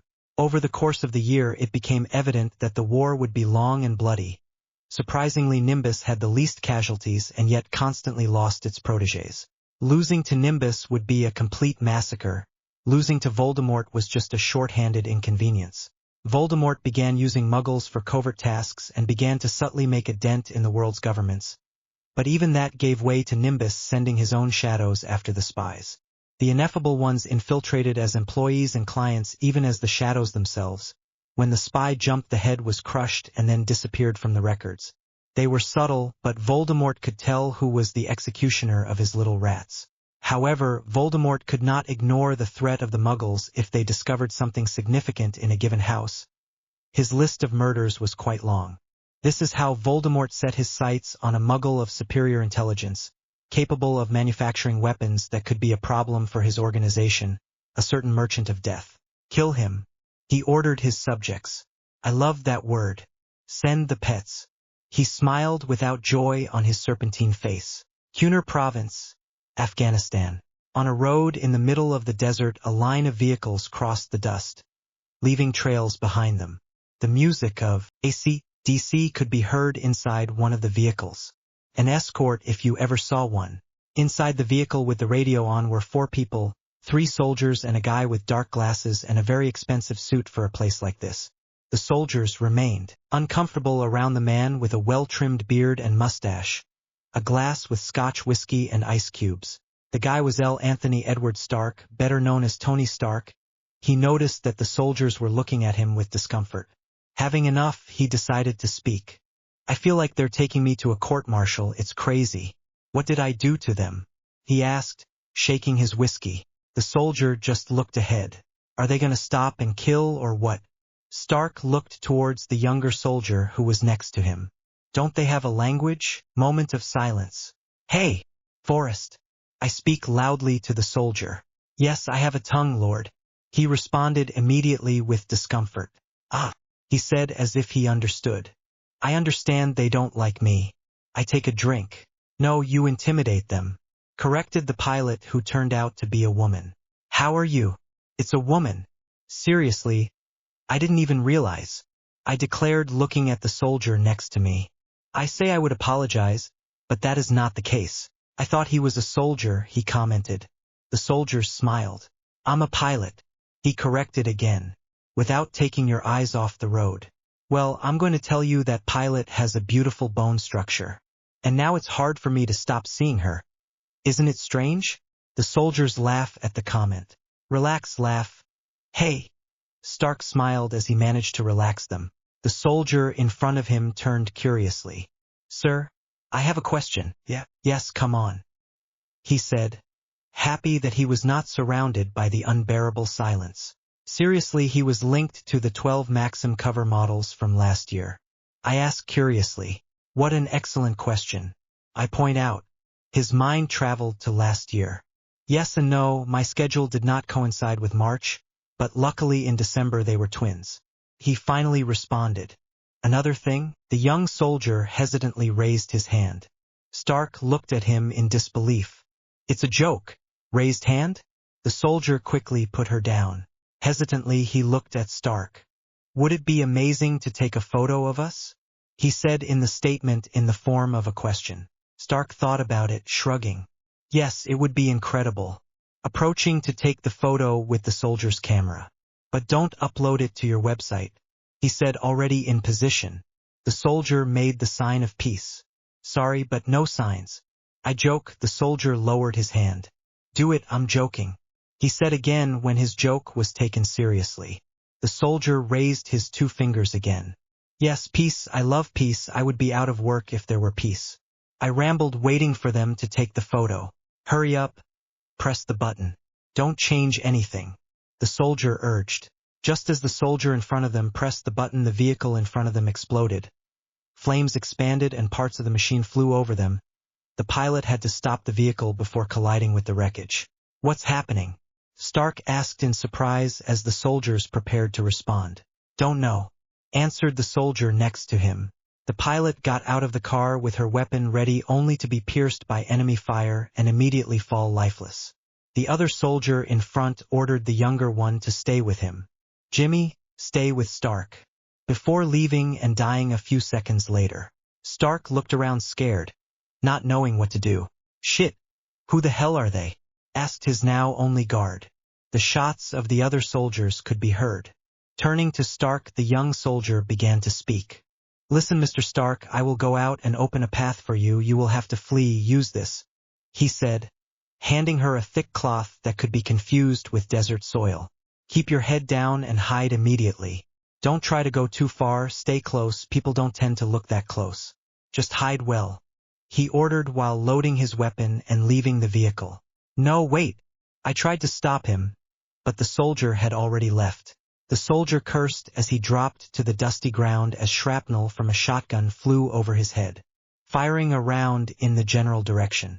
While he had a respite from the bullets, he threw grenades all around, for explosions and screams. Then the nearby gunshots stopped. Now, run, he shouted to Stark, who, despite his uncertainty, came out covered in the camouflage cloth. The soldier helped him cross ground zero, shooting at any hostile sign and throwing the last 4 grenades in the general directions of the enemy. One of them fell next to someone who had bombs because a large explosion sounded across the plain, eventually taking him to safety without problems. Well, Apparently I can still accompany him. The soldier opened his eyes at what he saw on the horizon, cutting off his sentence. Shit. Run, Mr. Stark. Things are going to get worse, he said, pushing him in another direction. That? And now what happens? He questioned as he was pushed in another direction, away from the area of the shots and away from what the soldier saw. I don't have time to explain, you will have to continue alone. Run. Forget what I told you about staying close. Run as far as you can without stopping, he said urgently, changing the black cartridges of his gun for silver ones covered with strange symbols. The soldier changed some parts of his weapon by quickly disassembling it and reassembling it with silver parts that he kept in the many pockets of his bulletproof vest. What I wouldn't give to be a tower right now, he whispered to himself.